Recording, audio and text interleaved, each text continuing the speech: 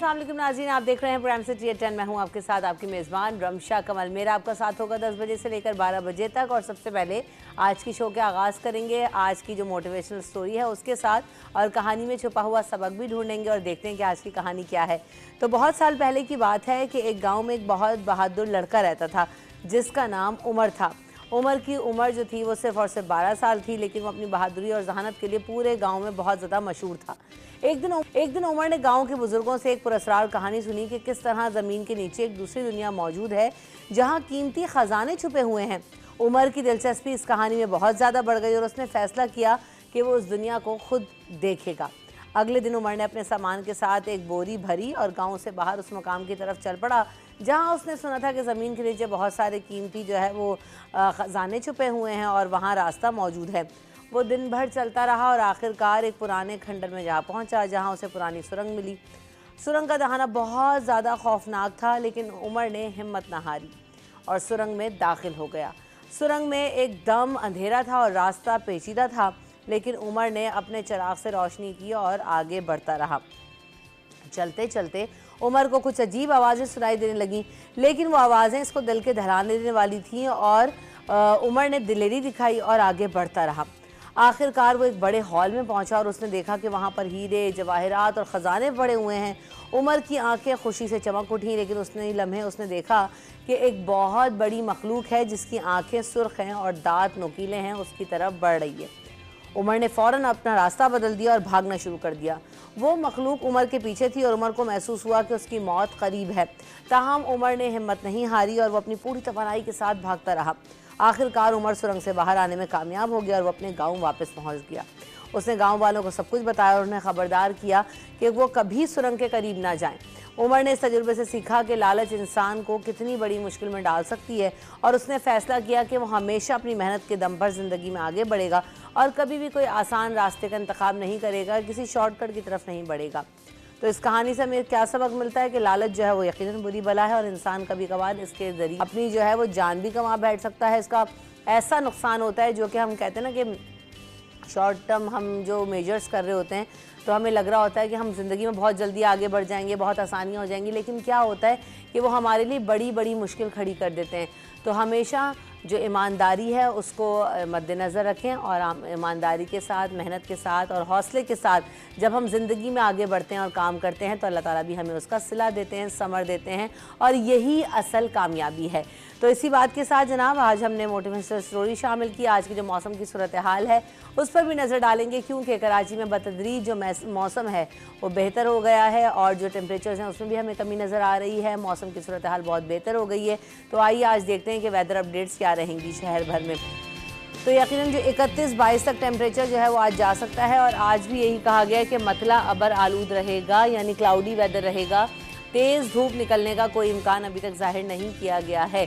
अलबत्ता बारिश अब देखते हैं कि होती है नहीं होती, क्योंकि कल भी जो है वो कोई ख़ासी बारिश नहीं हुई।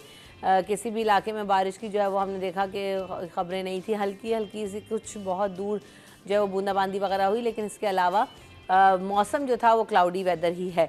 तो ये आज भी सूरत हाल ऐसी ही रहेगी। बारिश का इम्कान तो जाहिर नहीं किया गया है, लेकिन मौसम बेहतर रहेगा। गर्मी की शिद्दत में कमी आती नज़र आ रही है। इसके साथ साथ जो आज की टॉप स्टोरीज़ हैं वो भी शामिल कर लेते हैं।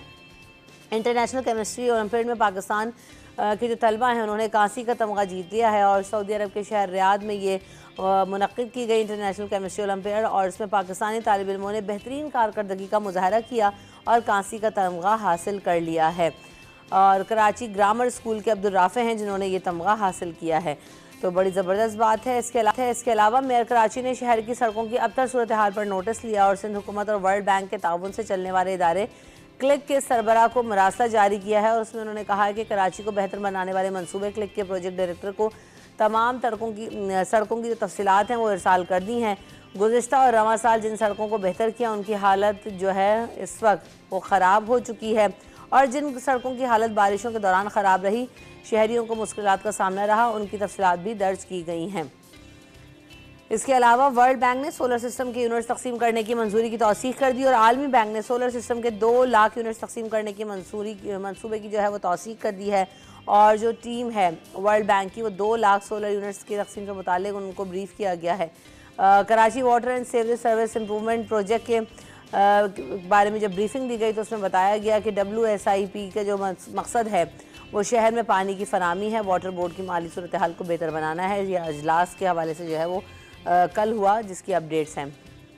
इसके अलावा कई बरसों से कराची के हवाई अड्डे पर खड़े जो नाकारा जहाज़ हैं वो कबाड़ बन गए हैं और 30 से ज़ायद ये जो ख़राब तैयारे हैं उसमें परिंदों ने बसेरा कर रखा है।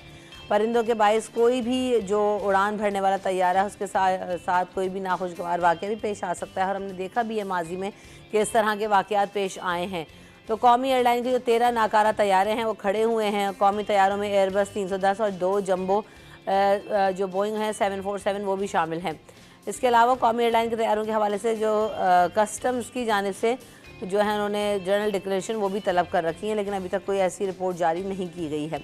इसके अलावा तिजारत के लिए एक और अच्छी खबर है जिसमें हुकूमत ने शिपिंग कंपनी एजेंट्स को स्टेट बैंक के मुताबिक एक्सचेंज वसूली का पाबंद कर दिया है और शिपिंग कंपनियों को दरामदाद और बरामदाद के लिए मनमाने रेट्स वसूल करने से रोक दिया है। Shipping agents interbank exchange rate के अलावा और चार्जेस नहीं ले सकेंगे और ओवर बिलिंग भी नहीं कर सकेंगे।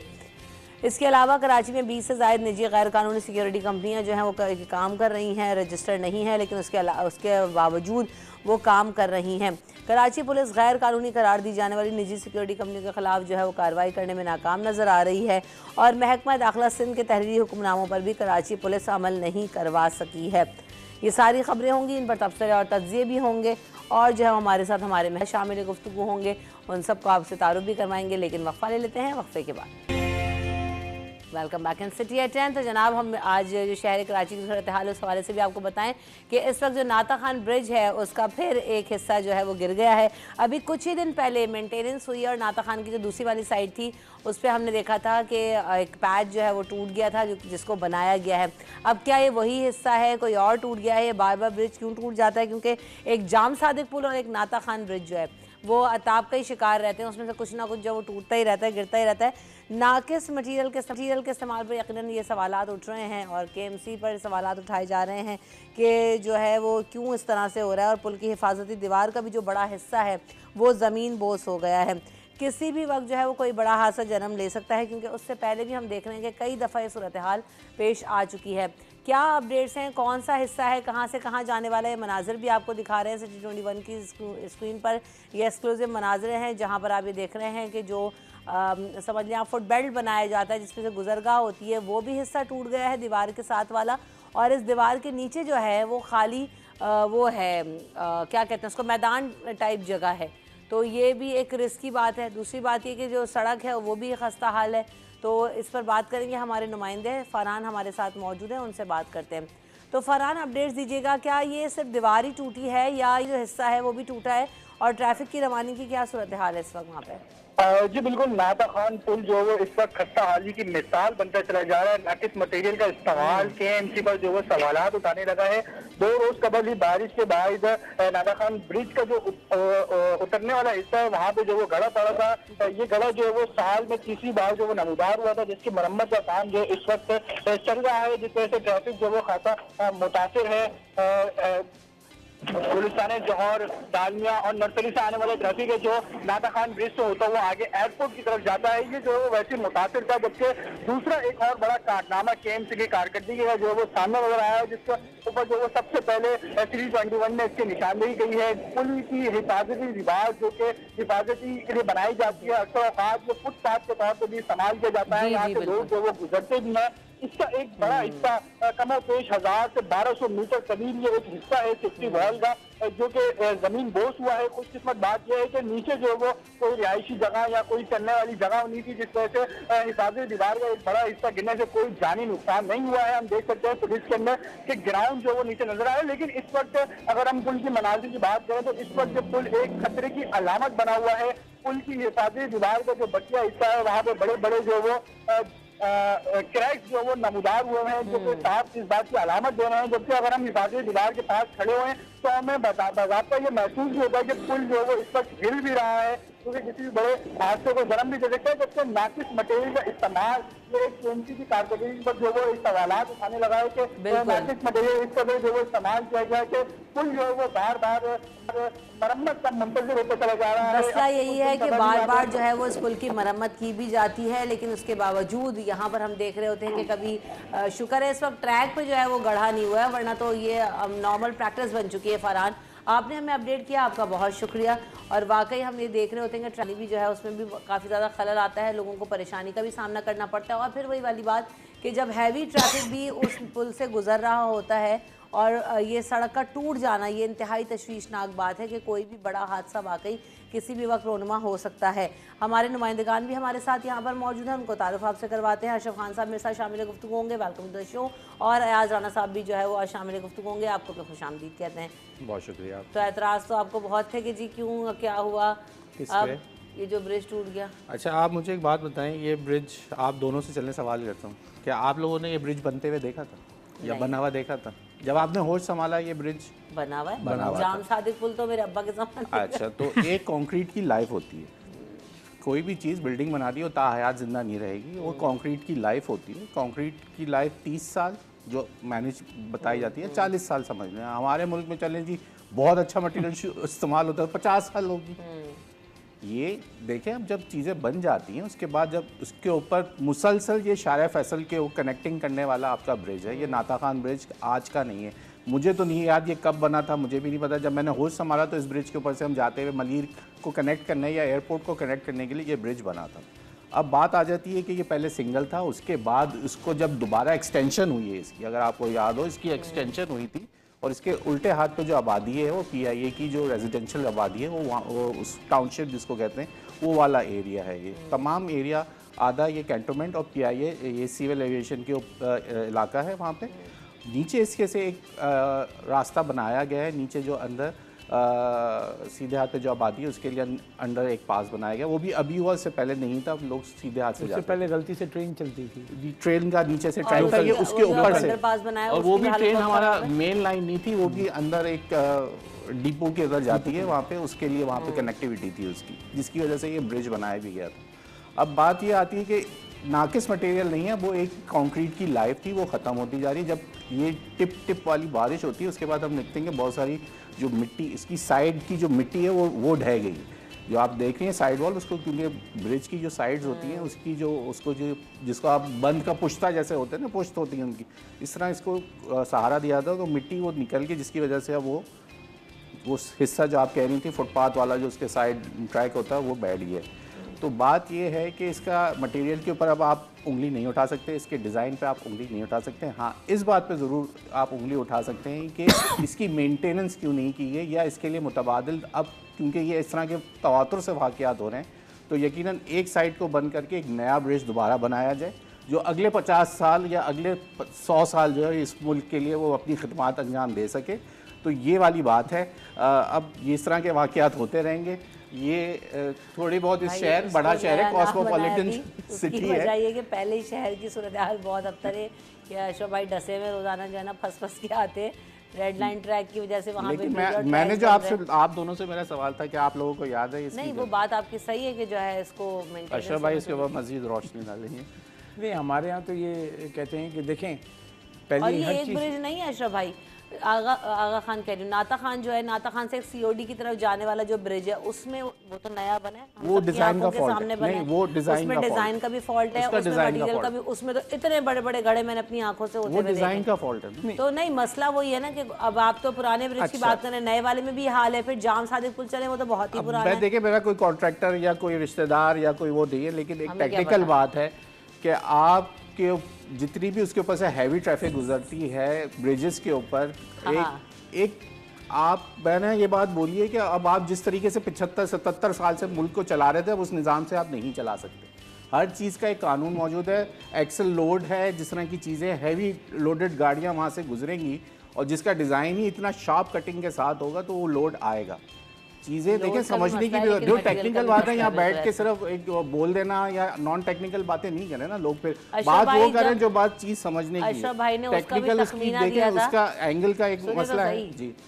अशरफ भाई ने उसका भी तखमीना दिया था जब जाम सादिक पुल बन रहा था ना उस वक्त भी खबरें चला रहे थे अशरफ। देखें एक तो मेन रोड है और उसके ऊपर वजनदार गाड़ियों का गुजरना, वो देखें कातिल होता अशरफ है। भाई लेकिन मेंटेनेंस जो है वो तो हर जगह हर मुल्क में रिक्वायर्ड होती है, या आपने जो है वो अगर आप किसी के आसरे पे छोड़ देंगे तो काम नहीं होने वाला। मैं जब ये जाता हूँ ना खासतौर पर पोर्ट की तरफ, तो KPT ब्रिज पे चढ़ने के बाद ना कसम से मैं कलमा पढ़ रहा होता हूँ, कोई इतना डर लग रहा होता है। नहीं वो तो उसके अंदर वो तो फ्लेक्सिबिलिटी होनी चाहिए, नहीं मगर आप मेंटेनेंस देखें। आप वहाँ से KPT ब्रिज पे राउंड करके अगर आप मतलब किमाड़ी की तरफ जाएं, फिर आप या आप जो उधर ICI ब्रिज की तरफ जाते हैं तो उसकी आप देखें इतने हैवी ट्रैफिक जा रहा होता है कि उस पर लोड के साथ कि इतनी ज़ोर से गड़ा लगता है तो वो डैमेज कर रहा है। जैसे इस वाले की नाथा खान की बात करें तो एयरपोर्ट पे जो बीच के पैच, कल हमारी टीम वहाँ पहुँची हुई थी और इतना ट्रैफिक जाम, जब मैं यहाँ से घर जा रहा था तो जो पूरा ट्रैफिक है वो स्लो हो गया था कि बीच में एक पैच है नाथा खान के ब्रिज पे, एयरपोर्ट का जो ब्रिज है, बीच में से वो मेंटेनेंस की थी, उतनी खस्ता चीज़ें मटेरियल यूज़ की थी, दोबारा ख़राब, क्योंकि इतना लोड जा रहा है उसके ऊपर, हर वक्त गाड़ी जा रही है ना, रुक के थोड़ी जा रही है, गाड़ी लगातार जा रही है, सिग्नल फ्री कॉरिडोर है, इस पर इतना वज़न आ रहा है कि उसको अब आप सोचें कि वहाँ पे जब ट्रैफिक जैम हो रहा है तो उसके बाद और डैमेज कैसे हो रहा है कि ट्रैफिक जैम से गाड़ियाँ खड़ी हुई हैं। अब गाड़ियाँ खड़ी हुई हैं, वो जो वहाँ अगर आप पैच देखें जो फुटेज होगी हमारे पास, कल रात को भी था, हमने इससे पहले भी किया, अब वो जो मेंटेनेंस कर रहे हैं वो खड़े होकर उसको मेंटेनेंस भी कर रहे हैं, उसको वहाँ ड्रिल करके इसको प्रॉपर मेंटेनेंस करना पड़ेगा। इसमें सीमेंट डाल के आप सरिये का देखें मटेरियल उसको नज़र आ रहा है वहाँ पे कि जितना बड़ा लोड है उस पर वहाँ पे क्या इतना लगा है।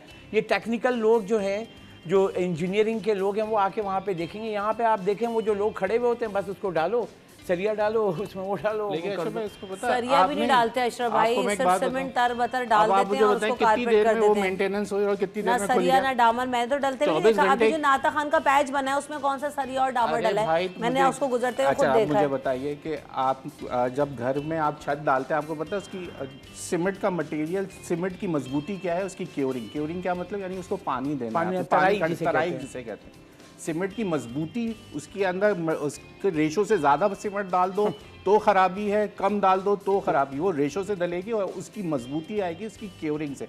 आप मुझे बताएं कितने दिन के अंदर वो दोबारा खुल गया था? वो तो 24 घंटे के अंदर खोल दिया गया और उसके ऊपर मजीद हैवी ट्रैफिक और 11 दिन की क्योरिंग चाहिए आपको। शटरिंग भी छत की डलती ना तो घर की छत भी 11 दिन बाद आप शटरिंग हटाते हैं। अगर आप देखते हैं ना होल नज़र आ रहा था नीचे तक ब्रिज के, और वो वहाँ पे उन्होंने सीमेंट से लगा के 24 घंटे में खोल दिया, हमने दोबारा टूट गया। सही से आप यहाँ पे रोड डालते हैं, आधे घंटे बाद आप मोटरसाइकिल लेके उसके ऊपर घूमना शुरू कर देते हैं। अब एक मजे की बात मैं आपको देती हूँ, एक और खबर आपको इससे रिलेटेड देती हूँ। मेयर कराची साहब जो उन्होंने शहर की सड़कों की अब तक सूरत हाल पर नोटिस भी ले लिया है, और नोटिस लेते हुए उन्होंने कहा है कि सिंध हुकूमत और वर्ल्ड बैंक के ताउन से जो क्लिक प्रोजेक्ट चल रहा है उसके जो सरबरा है उनको मरासला जारी किया है कि अभी हालिया तौर पर जो सड़कें बनाई गई हैं दोनों के इश्तराक से, और जी वो खस्ता हाली का शिकार हैं और वो बारिश के बायस जो है वो खड़ गई हैं, और उसके ऊपर उन्होंने जो तफसीली रिपोर्ट है, मरासला है, वो भी जारी कर दिया है कि जिन सड़कों को मरम्मत की गई थी शहरियों को मुश्किलात का सामना करना पड़ा क्योंकि वो सड़कें ख़राब हो गई हैं।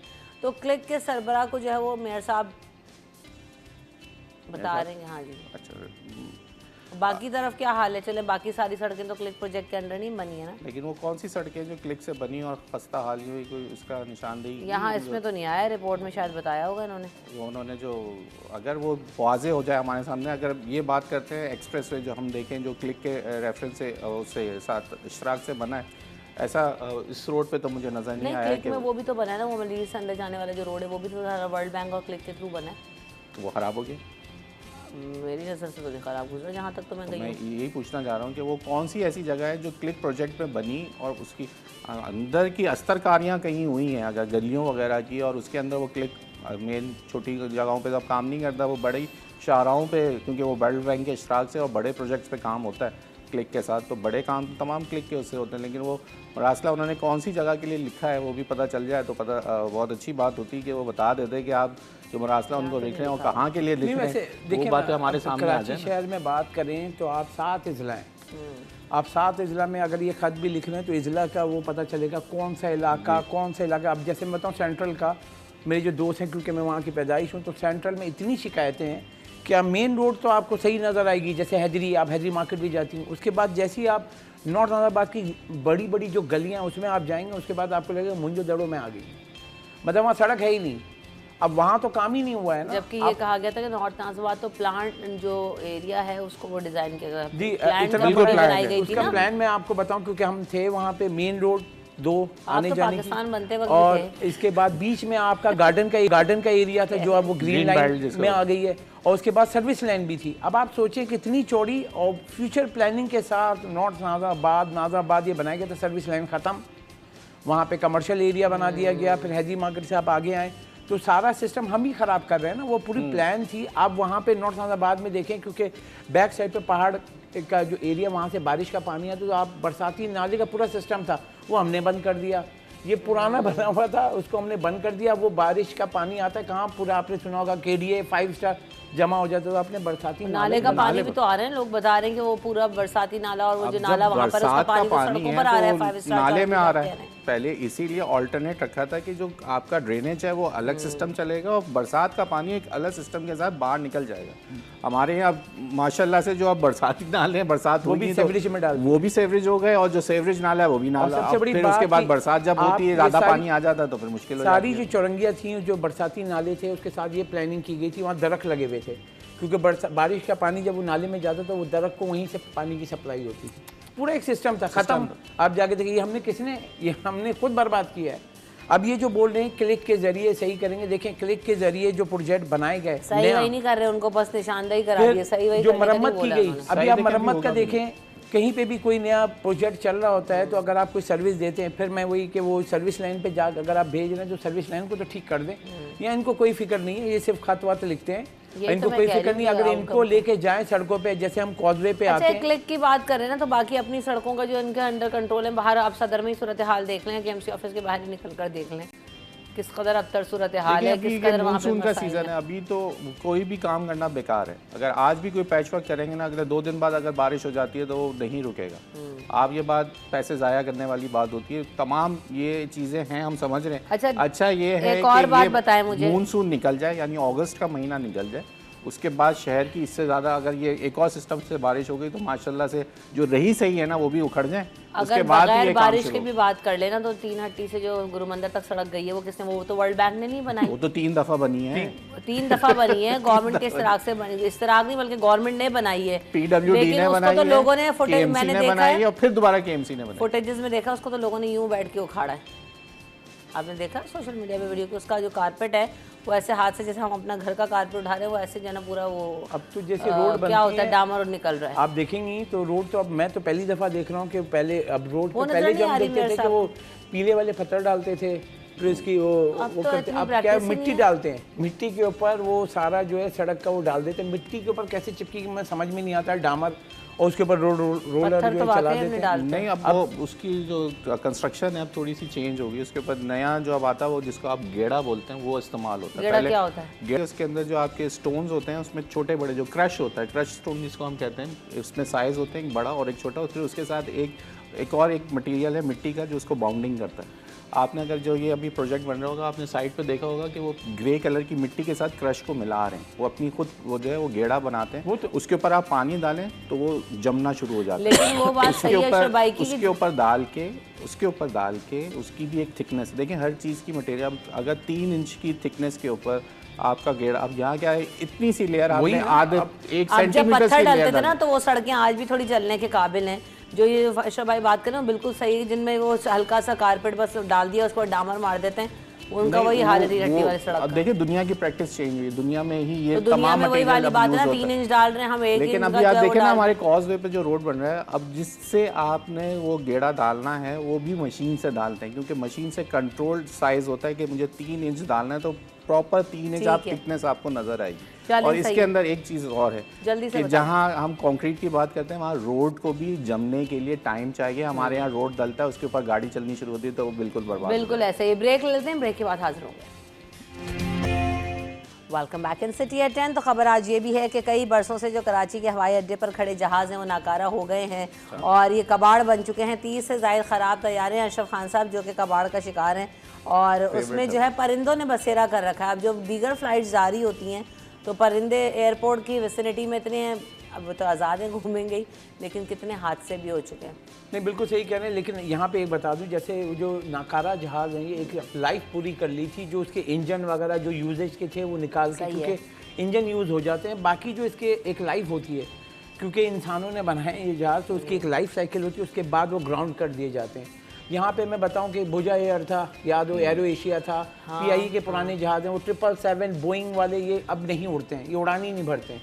तो इनको जो है वो ये हुआ था प्लान पहले कि जो PIE के जहाज़ थे उनको ये क्लियरेंस कराने के बाद, क्योंकि जब ये ग्राउंड किए गए तो इनकी टैक्सेशन होती है, सिविल एविएशन के जो चार्जेस हैं, जहाँ पे वो खड़े हुए हैं सिविल एविएशन की जगह है, उसके चार्जेस देने होते हैं। वो इन लोगों ने, क्योंकि एरो एशिया आपको पता है वो डिफ़ॉल्ट कर गई थी, भूजा भी वो निकल गई, तो अब किससे लेंगे पैसे? अब वो चार्जेस लग रहे हैं सिविल एविएशन के भी, जो वहाँ जहाज़ पार्क हुए हैं, इसके लिए FBR के हैं, वो जो वाजिबात हैं वो भी उसके ऊपर चढ़ते हैं। जब वो कस्टम क्लियरेंस होंगे उसके बाद वो जाएंगे सेल के लिए, जब वो बिकेंगे तो उसके बाद उसके जो पैसे हैं वो इन लोगों को दिए जाएंगे। अब प्रोसेस ये है, ये जहाज़ उड़ नहीं सकते हैं, पहली चीज़ उड़ान के काबिल नहीं है ये इसकी लाइफ पूरी हो गई है। दूसरा ये है कि इसको हम यूज़ कर सकते हैं, अगर PIE की, हम दूसरे प्राइवेट की नहीं बात करें, PIE की हैं तो हम उसको यूज़ कर सकते हैं फॉर एंटरटेनमेंट। 13 जहाज़ है ना अशरफ भाई, अब नहीं, वो जो 13 जहाज़ हैं जो नाकारा हो गए हम उसको यूज़ कर सकते हैं ना। हाँ। कैसे यूज़ कर सकते हैं कि जैसे आपको याद होगा PIE प्लेनेटेरियम है, वहाँ पे PIE के जहाज़ खड़ा हुआ है, ऐसी बच्चों को दिखाने के लिए हमारी PIE कौमी एयरलाइन थी, इसको किस तरीके से वो पूरी उसकी वीडियो करके हम इसको जो है जाके मुख्तलिफ जगहों पे रख के उसको दिखा सकते हैं। अच्छा, एक एरोप्लेन का तो वहाँ पे ये अपना क्या नाम है, एयरपोर्ट पे रेस्टोरेंट भी बनाया था ना, फिर उसको बंद कर दिया था, जो ASF का अटैक जो हुआ था उसके बाद बंद कर दिया था। अब ये ऐसे ही हम प्लानिंग करके हम रेवेन्यू भी कमा सकते हैं ना। लेकिन हमारे यहाँ वो नाकारा हुआ, उसके बाद जो खबरें आई कि वहाँ पे घोंसला बन गए, क्योंकि वो खड़े वहाँ तो कोई खड़ा हुआ ही नहीं है। मगर अगर कहना कि चीज़ें निकल के कहीं जा रही हैं ना, वो गाड़ी में, वो क्या होता है अशरफ, उनको स्क्रैप में सेल होते हैं, वो क्या होता है फिर वो? और जैसे आपने बताया कि भाई कंपनी डिफॉल्ट में जा रही है, तो आप स्क्रैप करके जो पैसा है वो जितना आप रिकवर कर सकते हैं कर लें, और बाकी कंपनी को हैंडओवर कर दें। वो इसमें इतना बड़ा मैकेनिज्म क्या, जगह घेर रहे हैं खड़े? नहीं, उसमें ये है कि उसकी NOC लेनी पड़ेगी सिविल एविएशन से, फिर कस्टम से, वो क्लियरेंस होने के बाद बिडिंग होगी। बिडिंग पे कब होगा कि ये जा रहे हैं, हम इसको हम सेल आउट कर रहे हैं, तो वो उसकी बिडिंग होगी और उसकी पेशकश करके जो पैसे लगेंगे उसके बाद। अब मसला ये हमारे यहाँ इसको पूरा तूल दिया जा रहा है, वो यूज़ नहीं हो सकते, पहली चीज़। और दूसरे जो स्पेयर पार्ट्स की कहा जा रहा है कि वो निकाल के कहाँ लगाएगा, वो तो एक्सपायर, उसकी एक टाइम होती है। जो भी पार्ट लगते हैं ना वो कंप्यूटराइज उसमें लगते हैं, कोई ऐसे नहीं होता निकाला आपने, खोला, उसको लगा दिया। कंप्यूटर से टैग करने के बाद लगाते हैं, उसकी फिर कोडिंग होती है। जो इंजीनियर्स होते हैं जो उसके, वो जब जहाज़ के चेक होता है ना, 8 बनाता है, 8 समझती हैं ना आप, 8 हम लिखते हैं तो चेक करता है, पूरा 8 बना के रिवर्स में वापस आता है। अच्छा। तो पूरी एक एक चीज़ जहाज़ की चेक होती है उसमें। तो इसमें इसी तरीके से जो जहाज़ खड़े हुए हैं, इसमें जैसे आपने कहा घोंसले बन गए या वो हो गए, वो एक ऐसी जगह पे है जहाँ पे आना जाना नहीं है, तो जो परिंदे हैं वहाँ गुजरगाह नहीं है ना, वो तो बिल्कुल पार्किंग एरिया, बिल्कुल पीछे जाके जो एयरपोर्ट से बिल्कुल लास्ट का जो एरिया है। अब वहाँ पे जो जहाज़ खड़े हैं वहाँ पे परिंदों ने घोंसले बना दिए हैं। अब ये होगा यकीनी तौर पे, जैसे मैंने कल देखा था सिविल एविएशन के तर्जुमान ने कहा, वहाँ उसकी हम सफाई करते रहते फिर आगे तो वो, लेकिन एक ख़तरा ये है कि वहाँ पे परिंदों ने घोंसला बना दिया, यकीन है उसकी अफजाइश, घोंसले में बच्चे भी होंगे, फिर वहाँ पर ज़्यादा वो तादाद हो जाएगी। उसके बाद क्योंकि जहाज़ की लैंडिंग एरिया है, वो लैंडिंग साइड है, तो जहाज़ जब आता है, लैंडिंग होता है या टेक ऑफ होता है, जो बर्ड हिट होती है तो नुकसान। नहीं, बात वही है ना कि जो अशरफ भाई प्रोसेस बता रहे हैं भाई, उसमें इदारे ही इन्वॉल्व है ना, कोई बाहर से आके तो किसी कंपनी ने नहीं काम करना, तो क्यों जो है ना वो करना नहीं चाह रहे? बेसिकली देखें, एयरपोर्ट एक जो एरिया होता है, हमें बज़ाहिर दिखने के अंदर एक चीज़ नज़र आ रही थी, वहाँ पे बहुत सारी एजेंसीज़ जो होती हैं उनकी NOC रिक्वायर्ड होती है, बहुत सारी एजेंसीज़ काम करती हैं। अब ये नहीं है कि वहाँ के सिविलेशन लेटर लिखा, वहाँ से वो जैसे मोहल्ले में रेडी वाला आपका गुजर रहा है, वो आया तोल के आपको उसने वो चीज़ें दे दी, ये सिलसिला नहीं है। अब वो जो जहाज़ का स्क्रैप है वो भी उसके लिए स्पेशल बिट होगी, तो मैं और आप जाके तो जहाज़ का स्क्रैप नहीं खरीदेंगे ना। हाँ, उसका स्क्रैप निकलने के बाद कहाँ यूज़ होना है वो भी एक स्पेशल बिट है, कि आम बिट नहीं है। जब पानी का जहाज़ हो, हवाई जहाज़ हो, इन चीज़ों के लिए कोई आम कोई उसका पार्ट निकल के मोटरसाइकिल में तो लगना नहीं है कि 70 बन के वो जहाज़ बन के रोडों पर भागेगी।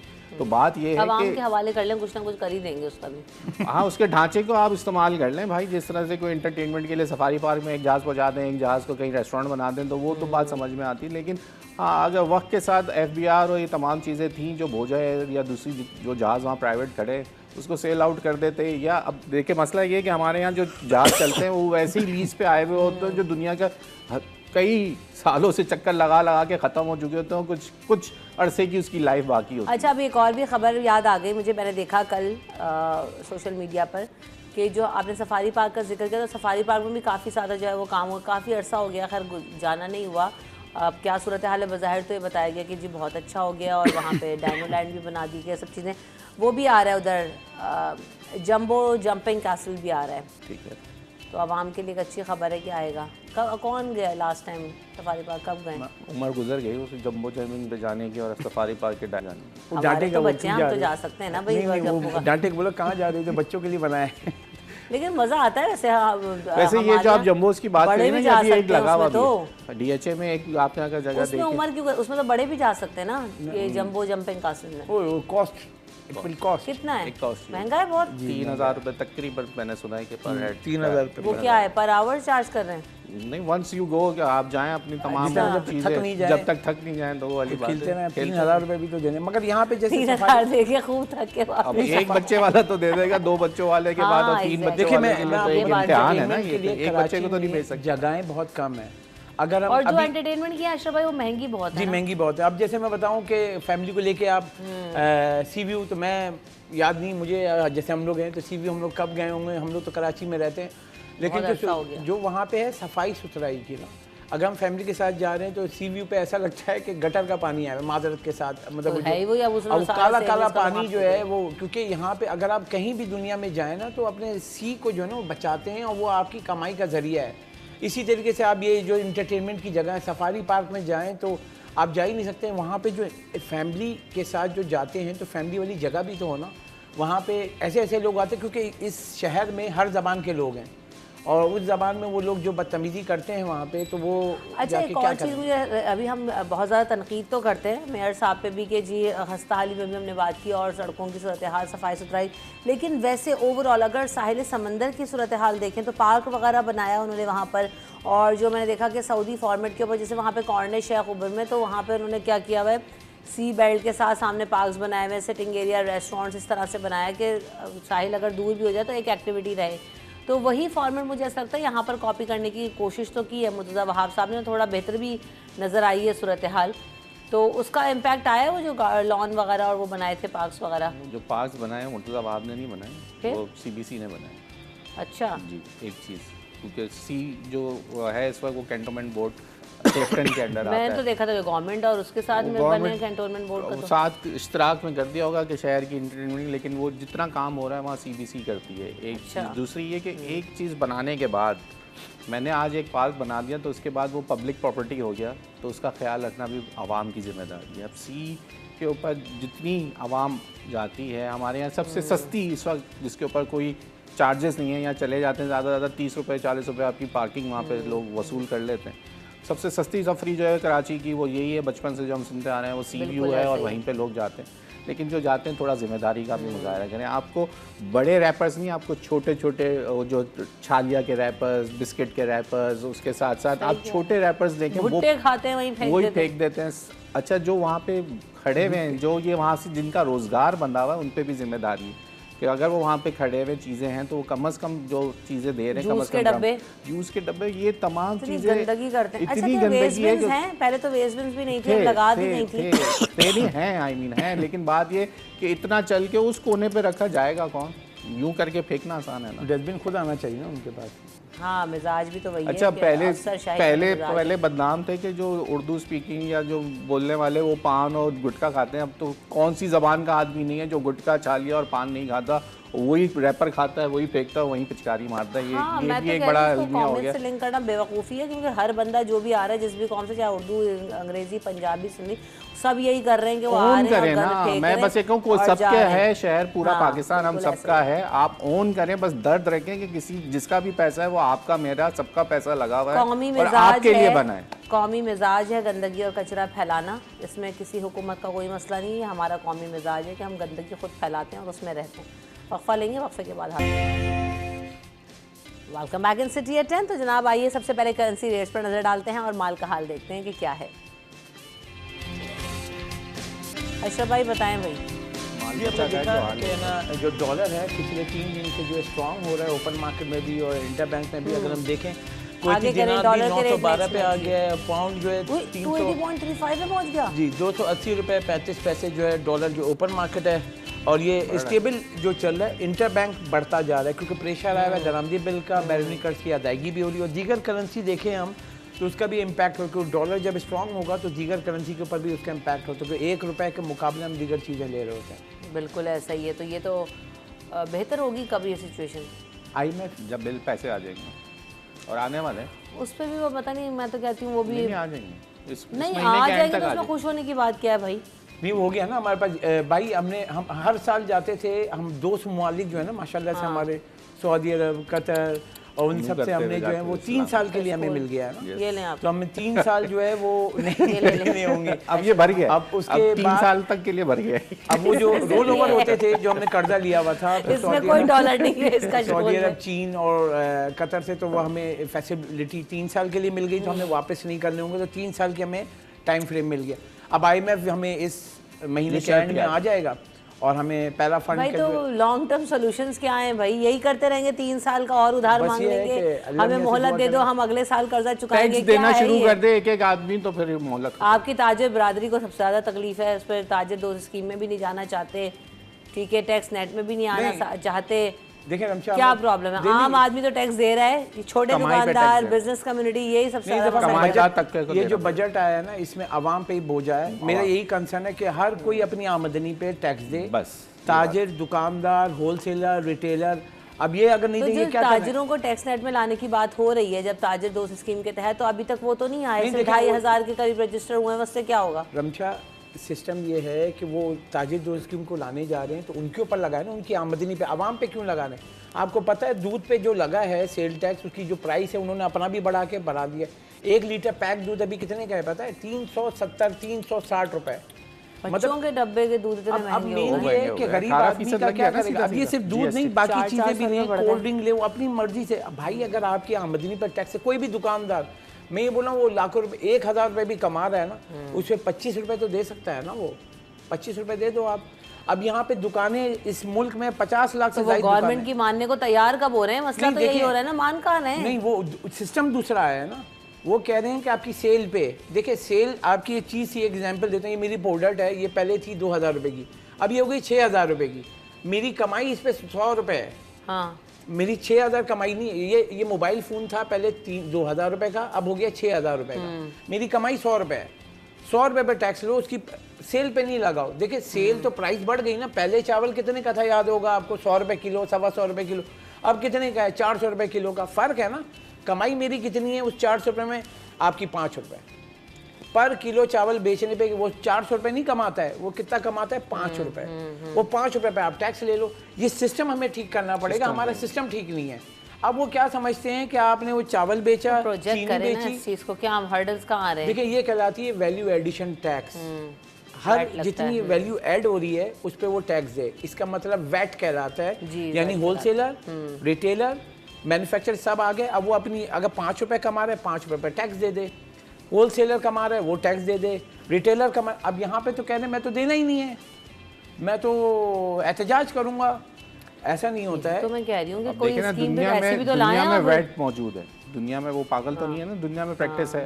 और जो टूरिस्ट होते हैं या दूसरे होते हैं, वो इसी उनके ऊपर वैट आप जाते हैं तो वो लगता भी नहीं है आपको। एयरपोर्ट पे वो काउंटर्स मिलते हैं कि आप जाएं, अपना वैट टैक्स जो है दिखाएंगे, मैंने इतना भरा था, वो रसीदें दें और पैसे वापस ले लें। दुनिया ये प्रैक्टिस पे जा रही है। यहाँ तो अभी हम यही सोच रहे हैं कि आप तो ले लो पहले वैट। आप सोचे नॉन फाइलर है, सिर्फ मैंने कल खबर दी जो मैं खुद हैरान हो रहा था, 12 अरब रुपए कैश विदड्रॉ पे विद होल्ड टैक्स कटा गया। कितना? 12 अरब रुपए। यानी कि ये और मैं नॉन फाइलर हैं। मैंने 1 लाख निकाला, मैंने 600 रुपये दिया, इन्होंने 50,000, 100 रुपये निकाला, इन्होंने कितना दिया? 300 रुपये। अब दुनिया में क्या है सिस्टम, हमारे यहाँ पैसे निकालने पे भी टैक्स है। अब ये बाहर में अपना पैसा निकालना, हाँ नहीं, वो मगर बाहर जाए ना, आप किसी भी मुल्क में, आपको पता है यूके में जाएँ आप, अकाउंट खोलें, आपका पैसा है, आप कैश निकलवा के दिखा दें, वो आपसे 500 लिस्ट चीज़ें पूछ लेगा, क्यों चाहिए, किस लिए चाहिए। हमारे यहाँ तो क्या भाई मेरा पैसा है, ऐसा नहीं है वहाँ सिस्टम। अगर आप जाएंगे पैसा डिपॉजिट करेंगे, कहेंगे ऑनलाइन डिजिटल पेमेंट करें आप, ताकि हमें पता हो कहाँ यूज़ हो रहा है। अब वहाँ आप 10,000 पाउंड भी निकालने जाएंगे ना आपको 5 लाख सवाल पूछेगा वो। अच्छा, नॉर्वे में मैंने जो है वो ये देखा था कि वहाँ तो बिल्कुल ही जो है ना, मतलब वो लाइक पैसे तो इस्तेमाल ही नहीं करते। हमारे जो नोट वगैरह फिजिकल करेंसी तो उनके ऐसे है कि जैसे हम ATM कार्ड रखते हैं ना बैकअप में, उनके यहाँ जी फिजिकल करेंसी को ऐसे बस थोड़ा बहुत, वरना उनके यहाँ तो अगर आप कॉफ़ी भी लेने खड़े होंगे तो वो क्रोन चलता है वहाँ, तो वो आपको 1-2 क्रोन की कॉफ़ी वो भी उससे कार्ड चार्ज करेगा। मतलब आप छोटी से छोटी चीज़ लें, बस का सारा कुछ शॉपिंग, तो उनका तो डिजिटल करेंसी ही है सिर्फ। वो कहते हैं हमारी तो हमें तो ATM का कॉन्सेप्ट ही नहीं है। आप ये देखें यहाँ पे तो ये आलम है कि रेस्टोरेंट्स में जाएं, वो बोलते हैं हम आपसे ATM पे हम पैसे, आप कैश दें हमें, हम ATM नहीं लेंगे। ये भी बड़ा मसला है, हम आपसे ऑनलाइन वो नहीं लेंगे। ये यहाँ पे आज भी ऐसे रेस्टोरेंट्स मौजूद हैं जो ATM ले लेते हैं। और अभी एक नया तमाशा शुरू हो गया कि जिनको वो कहते हैं ट्रांसफर कर दें। मैं कहती हूँ भाई डिजिटल मशीन क्यों नहीं रखते तुम लोग, बहुत ही है तो आप सिर्फ और सिर्फ वजह ये है कि जब आप इस तरह करते हैं तो आपकी चेक एंड बैलेंस आ जाता है। अच्छा, वो क्या चक्कर है अशरफ भाई, बहुत सारी दुकानों पे आज मैंने ये भी देखा है कि क्या हो रहा है कि आप जैसे चार्ज कराएंगे ना कार्ड, ये छोटी दुकानों पे हो रहा है, लाइक बड़े स्टोर्स में तो नहीं हो रहा, लेकिन मैंने इस तरह नॉर्मल 3% चार्ज कर। हाँ, अब आपने भाई 2500 रुपए की चीज़ ले ली, अब पता नहीं कितना 5%, 3%, 1%, 2%, पता नहीं कितने चार्जेस होते हैं, ट्रांजैक्शन चार्ज, क्योंकि उनके ऊपर लग रहे होते हैं। तो वो कहते हैं हम अपने प्रॉफिट में से क्यों दें, जो कंज्यूमर जो चीज़ को यूज़ कर रहा है वो पैसे दें। देखिए इसका फिर मैं समझाऊँ, आप गई, आपने कार्ड दिया, आपको आप नहीं पता है आप कौन है ना, आपका NTN नंबर गया तो कहते हैं नॉन फाइलर है, नॉन फाइलर पे ये लगेगा। अब वो किस पे लगा देते हैं, विद तो मैं फाइलर हूँ तो मुझे बगैर तो जाने भी ले लेगा। लेकिन ये है एक दुकानदार, आपने इनसे चीज़ ली, आपने कार्ड दिया, तो ये कह रहा है कि ये कौन है, आपको तो नहीं पता ना, ऑन वॉक इन कस्टमर है, तो क्या करेगा, इसको डालेगा विद होल्ड पे, विद होल्ड एजेंट इनको बना देंगे और फिर इनसे पैसे ले लूँगा मैं, तो चार्ज 2.5%, 3%। अब यही मसला है, विद होल्ड ये कहलाता है कि आपका इनडायरेक्ट टैक्स, आपकी मुल्क, आपकी मईशत उस वक्त चलेगी जब आप डायरेक्ट टैक्सेस बढ़ाएंगे। इनडायरेक्ट टैक्सेस का बोझ जो है, अगर मैं और आप बैठें तो आप हैरान हो जाएंगी कि मैं और आप सैलरी के साथ जो टैक्सेस दे रही हैं आपको अंदाज़ा भी नहीं है आप कितना दे रही है। ऐसी मैं पूछता हूँ, आपकी जो सैलरी आ रही है, आप क्या समझती हैं कि आप अपनी सैलरी पे कितना टैक्स दे रही हैं? ऐसी में एक सवाल, मुझे तो लिटरली नहीं पता। आप घर में चीज़ें भी लेती हैं, फ्यूल भी डलवाती हैं, क्योंकि अब ये है ना कि फ्यूल पे या ग्रोसरी भी कर रहे हैं अशरफ भाई, तो उस पे भी टैक्स दे रहे हैं। सैलरी जो कट कर आ रही है उसमें ऑलरेडी टैक्स कट रहा है, हम श्योर यही तो मचा और रहे फिर जो है एक साबुन भी खरीदने जा रहे हैं तो उस पे अलग टैक्स दे रहे हैं। तो मुझे तो नहीं अंदाजा कि मेरे आधा पैसा तो टैक्स ही खा गया। तो आप बहुत सिंपल सा बताता हूँ, आपको सैलरी आएगी इस दफ़ा जब आप देंगी ना, जो आप ट्रांजेक्शन कर रही हैं उसको आप रखिएगा, फिर मैं एट दी एंड जो आप पूरा सैलरी खत्म होगी मेरे साथ बैठेगा, आपको बताऊँगा यू आर पेइंग 28%, 28%। अगर लाख रुपए आप कमा रही हैं, 28,000 रुपये टैक्स दे रही है। और अभी हमारे जो बजट में लगा है वो कितने % है? वो तो बढ़ गया ना, आपका जो स्लैब है लाख से ऊपर वाला जो है उसका वो स्लैब बढ़ गया। अब जब आएगी तो हमें लग पता जाएगा कि क्या होगा, आपकी परसेंटेज मजीद मेरे हिसाब से आपकी जो सैलरी है, जो उसका इम्पैक्ट करंट, क्योंकि बड़ी तो है नहीं, तो उस सैलरी पे आपका इम्पैक्ट जो है 12% आ रहा है। अच्छा, और अशरफ भाई ये भी होता है कि क्या कहते हैं, आपने जो टैक्स दिया है ना, जैसे हम रेस्टोरेंट्स वगैरह में या उसमें जा रहे होते हैं तो उसमें क्या होता है कि पहले तो प्राइसेस लिखे होते हैं, फिर टैक्स उसके ऊपर अलग अलग किया आता है। इसी तरह सुपर स्टोर्स ने भी अभी ये कर दिया है कि जी काउंटर पे प्राइस लगाई होगी 400, जब आप पे ऑफ करने जाएंगे तो 495 की चीज़ होगी। तो अच्छा, वो उसमें भी फ्लक्चुएट है। एंड में बिल आपका जो है वो अगर 30,000 रुपये का बिल है तो आप जो है वो 45 भर के निकल रहे होते हैं। बिल्कुल ऐसे ही ये और एंड में लिख दिया होता है GST अप्लाइड 16%। अब उसके अंदर भी कुछ लग्जरियस आइटम अगर इसमें आपने उठा लिया तो वो 18 नहीं है, वो 22% भी है। आप ये बात भी ध्यान में रखिएगा, अगर आपने कोई ऐसा आइटम उठा लिया जो कि लग्जरी आइटम में आता है और इम्पोर्टेड है, वो 22 और से 24% भी हमारे पास GST है।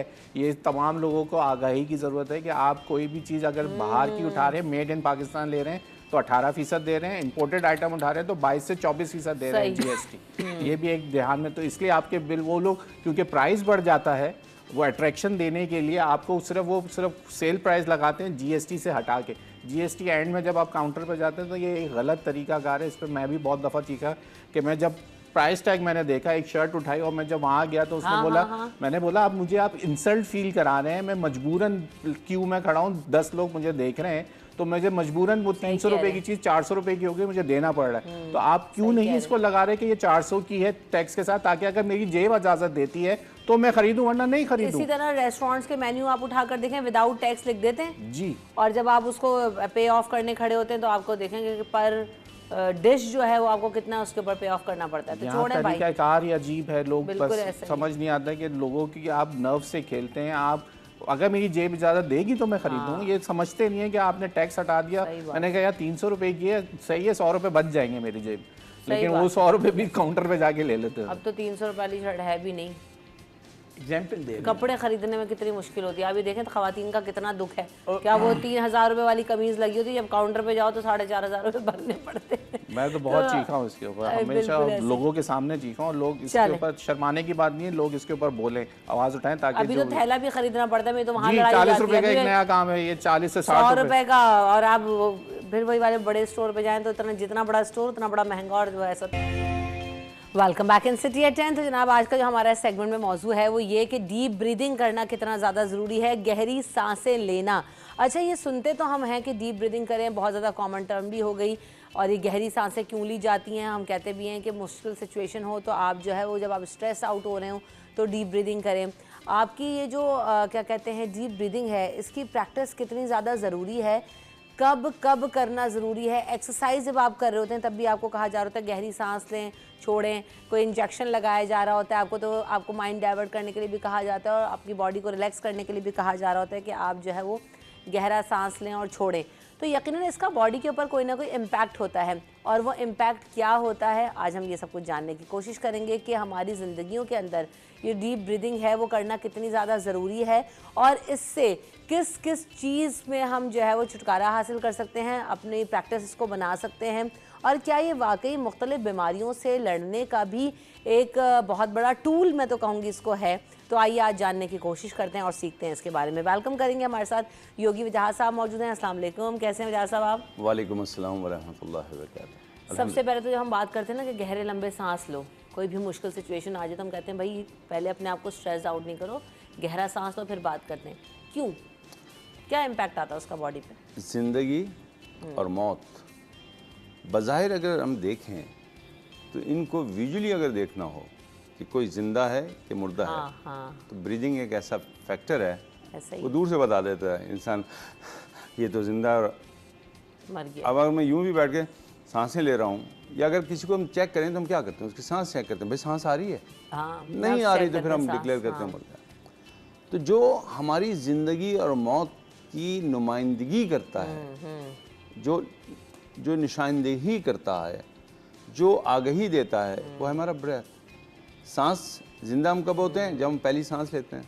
मरते कब हैं? जब आखिरी सांस लेते हैं। तो जब सांस इतनी इम्पॉर्टेंट है तो इसके असरात भी बड़े गहरे होंगे, और इसके बारे में हमें गहरी मालूमात की ज़रूरत है।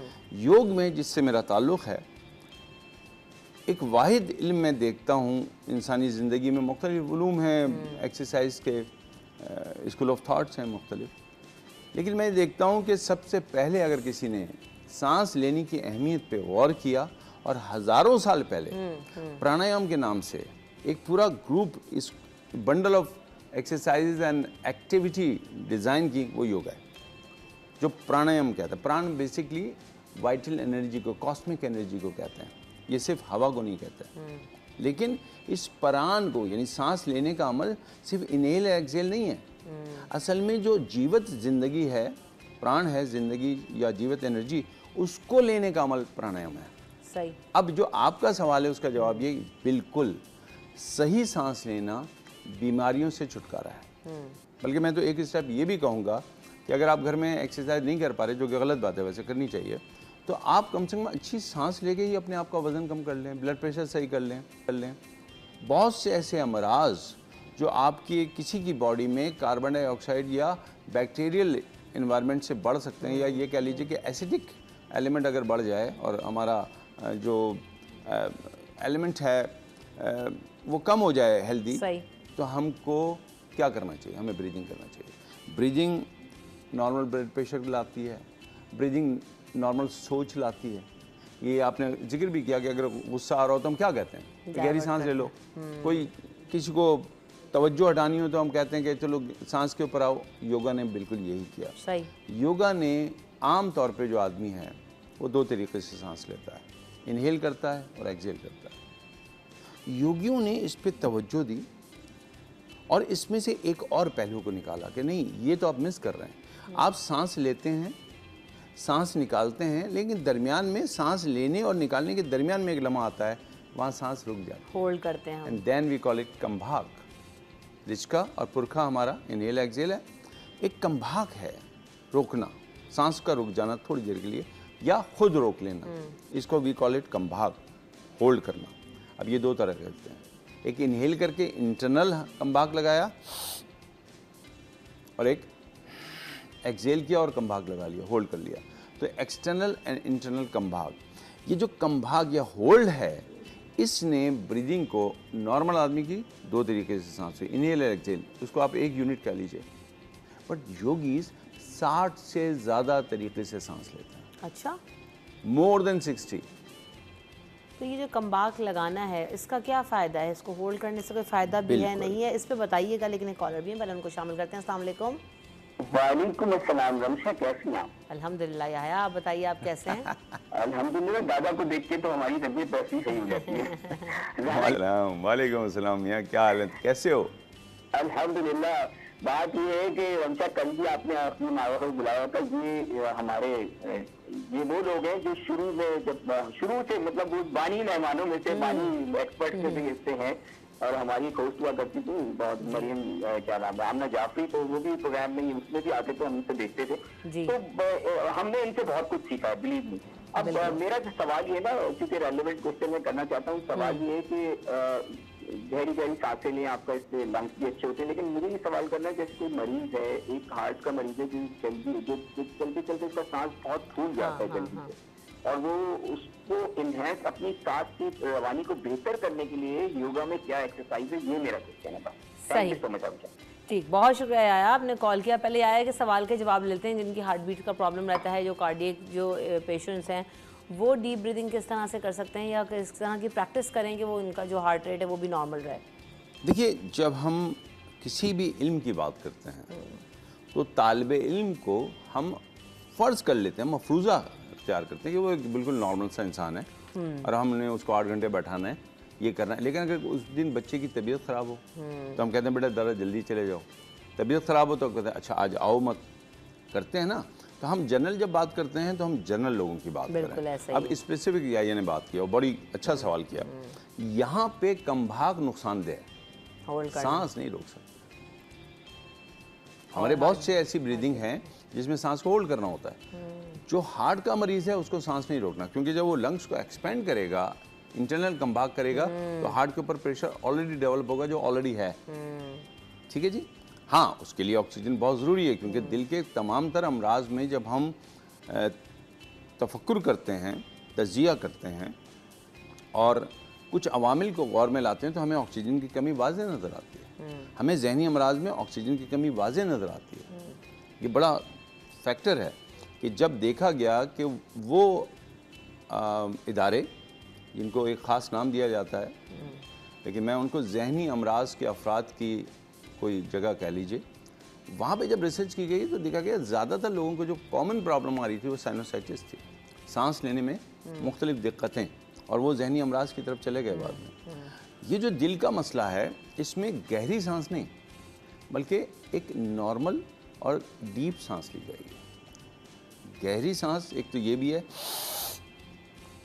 और ये भी है, लेकिन इसमें रिदमिक सांस नहीं है, कंटिन्यूस सांस है। यानी जरकी सांस नहीं होनी चाहिए हार्ट पेशेंट के लिए, नॉर्मल सांस ले, थोड़ा प्रोलॉन्ग कर ले बस। तो उसको डीप नहीं कहना चाहिए, प्रोलॉन्ग ब्रीदिंग तो जा सकती है। सही। अच्छा, हम ये होल्ड करने पे, जिसको आपने क्या बोला, कंभाग, उस पर मजीद भी बात करेंगे, लेकिन वक्फा ले लेते हैं, वक्फे के बाद। Welcome back in city at 10। बात हो रही है डीप ब्रीदिंग के लिए, और डीप ब्रीदिंग के बारे में हम जब बात करते हैं तो मुख्तलिफ स्ट्रेस, एंजाइटीज़ और जो है वो आपकी सेहत को बेहतर रखने के लिए, आपकी बॉडी को बेहतर रखने के लिए क्यों ज़रूरी है, इन तमाम चीज़ों पर हम बात कर रहे हैं। ब्रीदिंग का होल्ड करना, इनहेल और एक्सहेल करना प्रॉपर टेक्निक के साथ। ऐसा नहीं है कि जो सांस ले रहे हैं जी गलत सांस ले रहे हैं, ये हम नहीं बता रहे, लेकिन हाँ आप अपनी प्रैक्टिस को बेहतर कैसे कर सकते हैं। और अगर आप किसी स्टेट में चले जाएं, एंजाइटी की स्टेट में चले जाएं, तो क्या करना है। अगर आपने जैसे भी वजह साहब ने बताया कि जी वज़न कम करना है तो कैसे ब्रीदिंग करनी है, इन सारी चीज़ों को और टेक्निक्स को आज हम सीखने की बात करें। तो वजह साहब आपने कहा कि कंभाग लगाना है, यानी ब्रीदिंग को होल्ड करना है। उस होल्ड करने का स्विमिंग में तो हमने जी सुना कि बहुत अच्छा स्टेमिना डेवलप होता है, बहुत जो है ना वो आपके लिए बॉडी के लिए भी अच्छा है। और क्या फ़वाइद हैं उसके? वो शायर ने भी इसमें बहुत सारी चीज़ें कही, कुछ देर तो रुक जाओ। हाँ। गाना भी है, तो सांस को भी तो कुछ देर अपने अंदर रोकें ना, क्योंकि हमने ली है इस्तेमाल के लिए। हम तो सांस लेते हैं और ऐसे निकालते हैं जैसे कि इन लॉज आ गए थे ना, कोई जस्ट जोक। अल्लाह उन्हें सलामत रखे सब। मेरा मतलब है कि सांस ली, उसी वक्त निकाल दी, तो यूटिलाइज कब करेंगे? सही। योग ये कहता है कि जो आपने सांस ली है उसको अपने भीतर में, अंदर में कुछ देर तो रखें ताकि वो सही तरह यूटिलाइज तो हो, आप उसमें से ऑक्सीजन निकाल तो सकें, आपका लंग्स उस पर काम तो कर सके। आपका जो सिस्टम है ब्रीदिंग का वो नाक से शुरू होता है, सांस की नाली से फिर फेफड़ों की तरफ जाता है, फेफड़े उसके अंदर एक्टिविटी करते हैं, ऑक्सीजन को लेते हैं और फिर वो उसको ब्लड को देते हैं, दिल की तरफ जाता है। कई सिस्टम है ना जी, उस पर काम होता है। आपने तो उस सिस्टम एक्टिवेट होने ही नहीं दिया, उससे पहले तो एक्सेल कर दी। अब ये आदमी ना सिर्फ स्किन की बीमारियों में मुब्तला रहेगा, बल्कि इसकी सोच बड़ी कमज़ोर होगी। ये हमेशा बात करेगा तो टूटे हुए दिल से करेगा, मौत की बात करेगा, मरने की बात करेगा। जीवन है ही नहीं ना इसमें, प्राण कहाँ है इसमें? ये जो जिंदा है बस जिंदों की तरह, बल्कि जिंदा है मुर्दों की तरह, ये कहना चाहिए। सो सांस को जब योगियों ने देखा तो उन्होंने कहा नहीं, ये बड़ी कीमती चीज़ है, इसको संभालना भी है। तो सांस ली और कुछ देर होल्ड किया,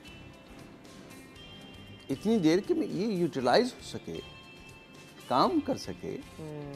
ये मेरे लिए जो लाजमी अनासिर पैदा कर रहा है वो तो करे। और जब मैंने निकाली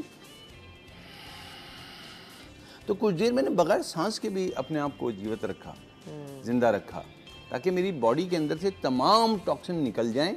और अभी कुछ भी नहीं है, सही, मैं तैयार हूं उस ऑक्सीजन के लिए जो अब आने वाली है। ठीक है, तो कम्बाक का ये फ़ायदे हैं। लेकिन कम्बाक के फार्मूले के साथ फिर हम इसमें 60 मुख्तलिफ वेरिएशन करते हैं। लेकिन इसका एक टूल है। अव्वल तो सबसे पहले आपने कहा कि हम सांस ले रहे हैं तो गलत तो ले ही नहीं सकते। नहीं, हम सांस ले रहे हैं और अक्सर हम गलत लेते हैं। अच्छा, सांस लेने का एक तरीका है। सही तरीका क्या है? सही तरीका एक तो ये है कि स्पाइन स्ट्रेट होनी चाहिए। ये टेढ़े मेढ़े होके हम जो बैठते हैं इससे काम नहीं चलेगा। सीधे हो जाए तो रिलैक्स ना हो जिंदगी में कभी? बिल्कुल होना चाहिए। किसने कहा कि मैं इस वक्त रिलैक्स नहीं हूँ? आपको लग रहा है ना? यूं बैठते तो थकन हो जाती थोड़ी देर। चलिए इसको थोड़ा सा मौजू से हटा के मैं कह देता हूँ। हाँ। मैं कह देता हूँ इस वक्त मैं आपको क्या कैसा लग रहा हूँ, मैं मेरा अंदर का सिस्टम कैसा है? अभी भी स्ट्रेस में लग रहे हैं आप। लग रहा हूँ। हाँ। लेकिन मैंने कोशिश की है बताने की कि मैं बड़ा रिलैक्स। हाँ। मेरा जेस्चर बता रहा है। ये वाला जेस्चर क्या है? स्ट्रेसफुल। ये स्ट्रेसफुल। ये स्ट्रेसफुल। मैंने तो नहीं कहा आपसे, आपने मुझे देखा और देखने से अंदाजा किया कि मैं किस स्टेट में हूँ, मेरा मेंटल स्टेट क्या है। हाँ। तो जब हम यूं बैठते हैं तो आम तौर पे लोगों को ये लगता है कि ये तो जनाब अलर्ट बैठे हुए हैं। मैंने अपना इसी जेस्चर को अपना रिलैक्सेशन माना होगा। आप कुछ भी माने बट मैं तो रिलैक्स हूँ। आपके लिए रिलैक्सेशन ये है जनरली। तो जब भी हम रिलैक्स होते हैं तो हम एकदम पीछे चले जाते हैं, अपनी कॉक्सी को टेबल के कुर्सी पे आगे करते हैं, लंबर को फ्री करते हैं और थोरेसिक पीछे रख के गर्दन को आगे करके बैठे रहते हैं और कहते हैं बड़े रिलैक्स हैं। ये रिलैक्स है ही नहीं। रिलैक्स तो ये होगा जब मेरा पूरा जिस्म जो मस्कुलोस्केलेटल फॉर्म होगा, डिज़ाइन होगा जैसे कि अल्लाह सुब्हानहू तआला ने बनाया, गर्दन ना आगे ना पीछे, तब मैं सही हूँ। प्रॉपर टेक्सचर में अपने होगा। अब इसका एक टूल है, वो है नोस्ट्रल।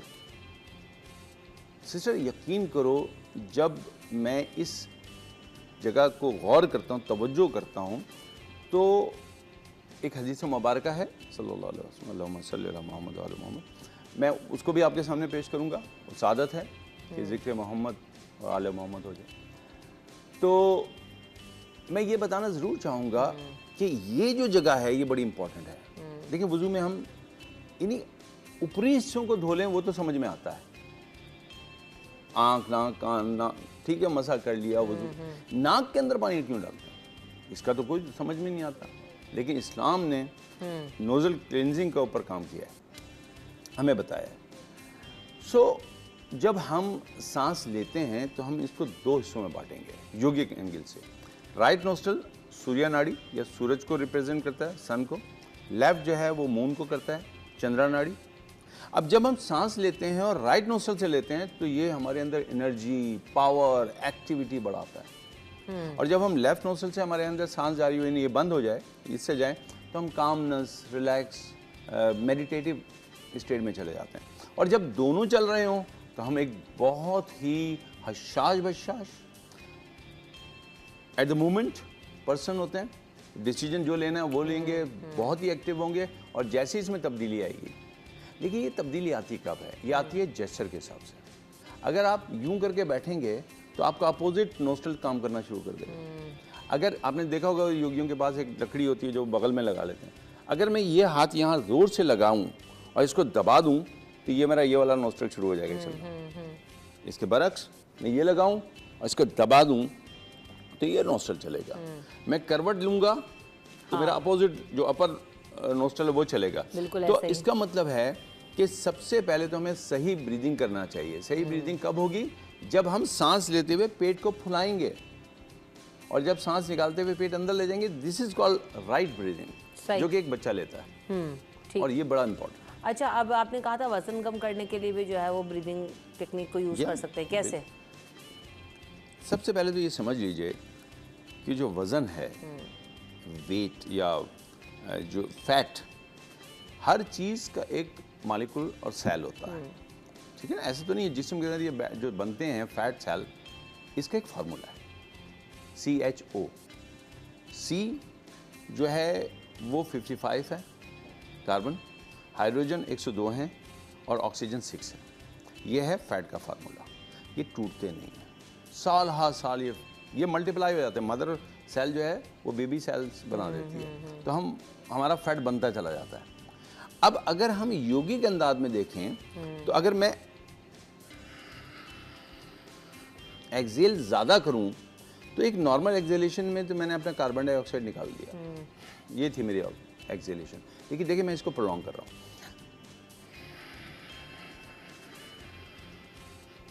अब जो ऑक्सीजन कार्बन डाइऑक्साइड मेरी जिस्म से निकल गई, मैं तो और पुश कर रहा हूँ, वो कहाँ से आएगी? तो उसके लिए मेरे जिस्म को वो मेरा सेल तोड़ना पड़ेगा और कार्बन वहाँ से लेना पड़ेगी। जैसे ही मैं वो करूँगा मेरा फैट सेल ब्रेक होगा, जो कि नहीं होता, नॉर्मली नहीं होता। एक साल 2 साल तक वो कन्वर्ट हो जाते हैं बेबी सेल में, पर टूटता नहीं है। सिर्फ हमारी योगिक ब्रीदिंग है जिसमें एक्सेलेशन ज़्यादा होगी। जो लोग ज़्यादा एक्सेल करेंगे सेहतमंद रहेंगे, जो ज़्यादा एक्सेल करेंगे दुबले रहेंगे, जो ज़्यादा एक्सेल करेंगे वो बीमारियों से बचे रहेंगे, चाहे वो साइकोसोमेटिक हो या ऑटोम्यून हो। ऑटोम्यून में मैं स्पेसिफिक कुछ नाम नहीं ले रहा, बड़े ख़तरनाक हैं। तो मैं खुद डॉक्टर हूँ, तो मैं ये नहीं चाहता कि सिर्फ ये लोग समझेंगे आज मैंने कैंसर का इलाज बता दिया, आज मैंने फला का इलाज बता दिया। ऐसा नहीं कोई है। इसके लिए किसी से रब्ता करना ज़रूरी है। और इत्तेफाक से ये है कि हम खुद इंडस योगा फाउंडेशन के तहत फ्री ऑफ चार्ज पूरे मुल्क में योगा सिखाते हैं, समझाते हैं, कोई चार्जेज नहीं है। और स्पेसिफिकली हम चाहते हैं कि हमारी माएँ, बहनें, बेटियाँ जो हैं सीखें, ताकि वो घरों में होती हैं, वर्देशन बाहर नहीं कर सकते। तो एक्सेलेशन इंपॉर्टेंट है, बट इसमें एक ब्रीदिंग आती है जो कि शुगर के पेशेंट के लिए बहुत अच्छी है। इलाज नहीं है, बहुत अच्छी है, बतौर एहतियात बता रहा हूँ। और वज़न कम करने में कमाल है, लेकिन ये चेहरे को निखारती है। तो मैं कोई ब्यूटी पार्लर के खिलाफ नहीं हूँ, जाना चाहिए, उनका भी ग्लो लेकर आती है। ये है कपालभाति। देखिए जिस तरीके से हम कोई मसल्स हिलाते हैं तो वो बनता है, एक्टिव होता है। तो अब हम स्टमक को हिला रहे हैं तो यहाँ जो फैट होगा उसके ऊपर वो जो प्रेशर आएगा वो हमारा जो ऑर्गन्स के ऊपर फैट है, फैटी लिवर, ये वो उसको भी सही करता है। कितनी देर करें ये जनरली तो शुरू करें 20-25 से। 1 2 इसमें किया गया, सांस लेते हुए पेट को फुलाया, जो कि योगिक ब्रीदिंग है। ये नॉर्मल था, लेकिन अब हमें जर्की जाना है वापस। तो सांस नॉर्मल निकाल, जो वेट लॉस है। बिल्कुल ऐसा ही है। तो आप घर में बैठे बैठे ये कर सकते हैं। अच्छा, अगर हम वजन कम करने के लिए एक्सरसाइज बताते हैं तो क्या कहते हैं? क्रंचेस कर। हाँ, यहाँ ये वाले मसल सारा बेली फैट के ऊपर आता है वजन। तो हम योगिक बेली फैट ही तो एक्टिव कर रहे हैं ना। ये चेहरे को निखार देगा। जिन लोगों को जख्म है, कोई मेजर ऑपरेशन हुआ है फौरन ही 3-4 महीने हुए हैं, टाँके लगे हुए हैं, वो नहीं करेंगे। जिन लोगों को हाइपरटेंशन है वो नहीं करेंगे। शाम के वक्त और सुबह के वक्त की जाने वाली ब्रीदिंग में बहुत आला है, बहुत फ़ायदा देता है। और इसको आप थोड़ा शुरू करें, 5 से शुरू करें, 10 दफ़ा कर लें, 20 दफ़ा, 25 दफ़ा, 50 दफ़ा। कुछ लोग मिनटों के हिसाब से भी करते हैं, 1 मिनट करते हैं, 2 मिनट करते हैं, अपनी बर्दाश्त के हिसाब से, अपने जिस्म के हिसाब से, अपने उस्ताद के। अब बात ये भी है कि एंजाइटी, अभी आपने कहा हाइपरटेंशन है, ब्लड प्रेशर है, शुगर है, वज़न कम करना है, सारी चीज़ अपनी जगह, लेकिन आजकल हर बंदा जो है ना वो एंजाइटी का शिकार है। और ये एंजाइटी और स्ट्रेस को कंट्रोल करने के लिए जो है वो डीप ब्रीदिंग किस तरह से की जाती है? जैसे मैं तो इन एनी सिचुएशन जो ना मुझे जब ऐसा लग रहा होता है तो आई स्टार्ट डीप ब्रीदिंग। क्या आपको वो हेल्प करती है और फौरी तौर पर आप थोड़ा सा अपने स्टेट में आ जाते हैं वापस? अब इसकी तो क्या इम्पैक्ट होता है? साइंस क्या है, योगा इस बारे में क्या बता रहा है? योगा हज़ारों साल से कहता है कि अगर काम और जो प्रकृति है, जो दुनिया ज़िंदगी है, हमारी जो साख्त है, उसके हिसाब से अगर हम कुदरत को देखें, नेचर को देखें, तो नेचर में सबसे बड़ी चीज़ हमें कामनेस और कंटिन्यूटी मिलती है। समंदर वही अपना काम किए जा रहे हैं, दरख्त वही अपना काम किए जा रहे हैं, इंसान है जो मुख्तलिफ काम करता है और कुछ और भी चीज़ें। तो नेचर की तरफ अगर हमें जाना हो तो योग कहता है कि आराम से बैठें, आंखें बंद कर लें और खुली भी रखें, लेकिन सारी तवज्जो अपनी ब्रीदिंग के लिए नोस्ट्रल ले लें। अब ये सिंपल ब्रीदिंग हो गई, लेकिन क्योंकि आज का मौजू ही हमारा डीप ब्रीदिंग है, तो इसके लिए जो ब्रीदिंग है उसको फिर हम ओमेगा ब्रीदिंग भी कहते हैं, डायफ्रामेटिक ब्रीदिंग कहते हैं, बॉक्स ब्रीदिंग कहते हैं। और ये कमाल की है, ये कमाल की है। सही। किसी भी मसले में, मर्ज़ में जो दवा मावनत कर रही है, मज़ीद मावनत के लिए इसको इस्तेमाल किया जा सकता है। इसके कई तरीक़े हैं। एक हाथ आपने अपनी नाभि से या जो नाफ है इसे थोड़ा सा ऊपर रख लिया, एक सीने पर रख लिया। ज़रूरी नहीं कि आप ख़वातीन ये करें, लेकिन सांस लेते हुए पेट को फुलाया, लेकिन सीने का मूवमेंट नहीं है इसमें मेरा। और मैंने थोड़ा सा होल्ड कर लिया। अब सांस निकालते हुए मैंने एक्सेल किया, तो जब पेट अंदर चला गया फिर होल्ड कर लिया। अब मैं इसको काउंट कर लेता हूँ। फ़र्ज़ कीजिए मेंटली मैं काउंट कर रहा हूँ 5, तो मैं इनहेल करते हुए 1 2 3 4 5 होल्ड किया, 1 2 3 4 5 एक्सेल किया, 1 2 3 4 5 होल्ड किया, 1 2 3 4 5। ये एक राउंड हुआ। अब ये बगैर साउंड के मैं इसको कर रहा हूँ। सही।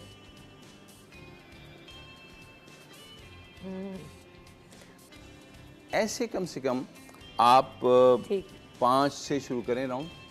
जैसे आप ये करेंगे हैरान होना शुरू हो जाएंगे।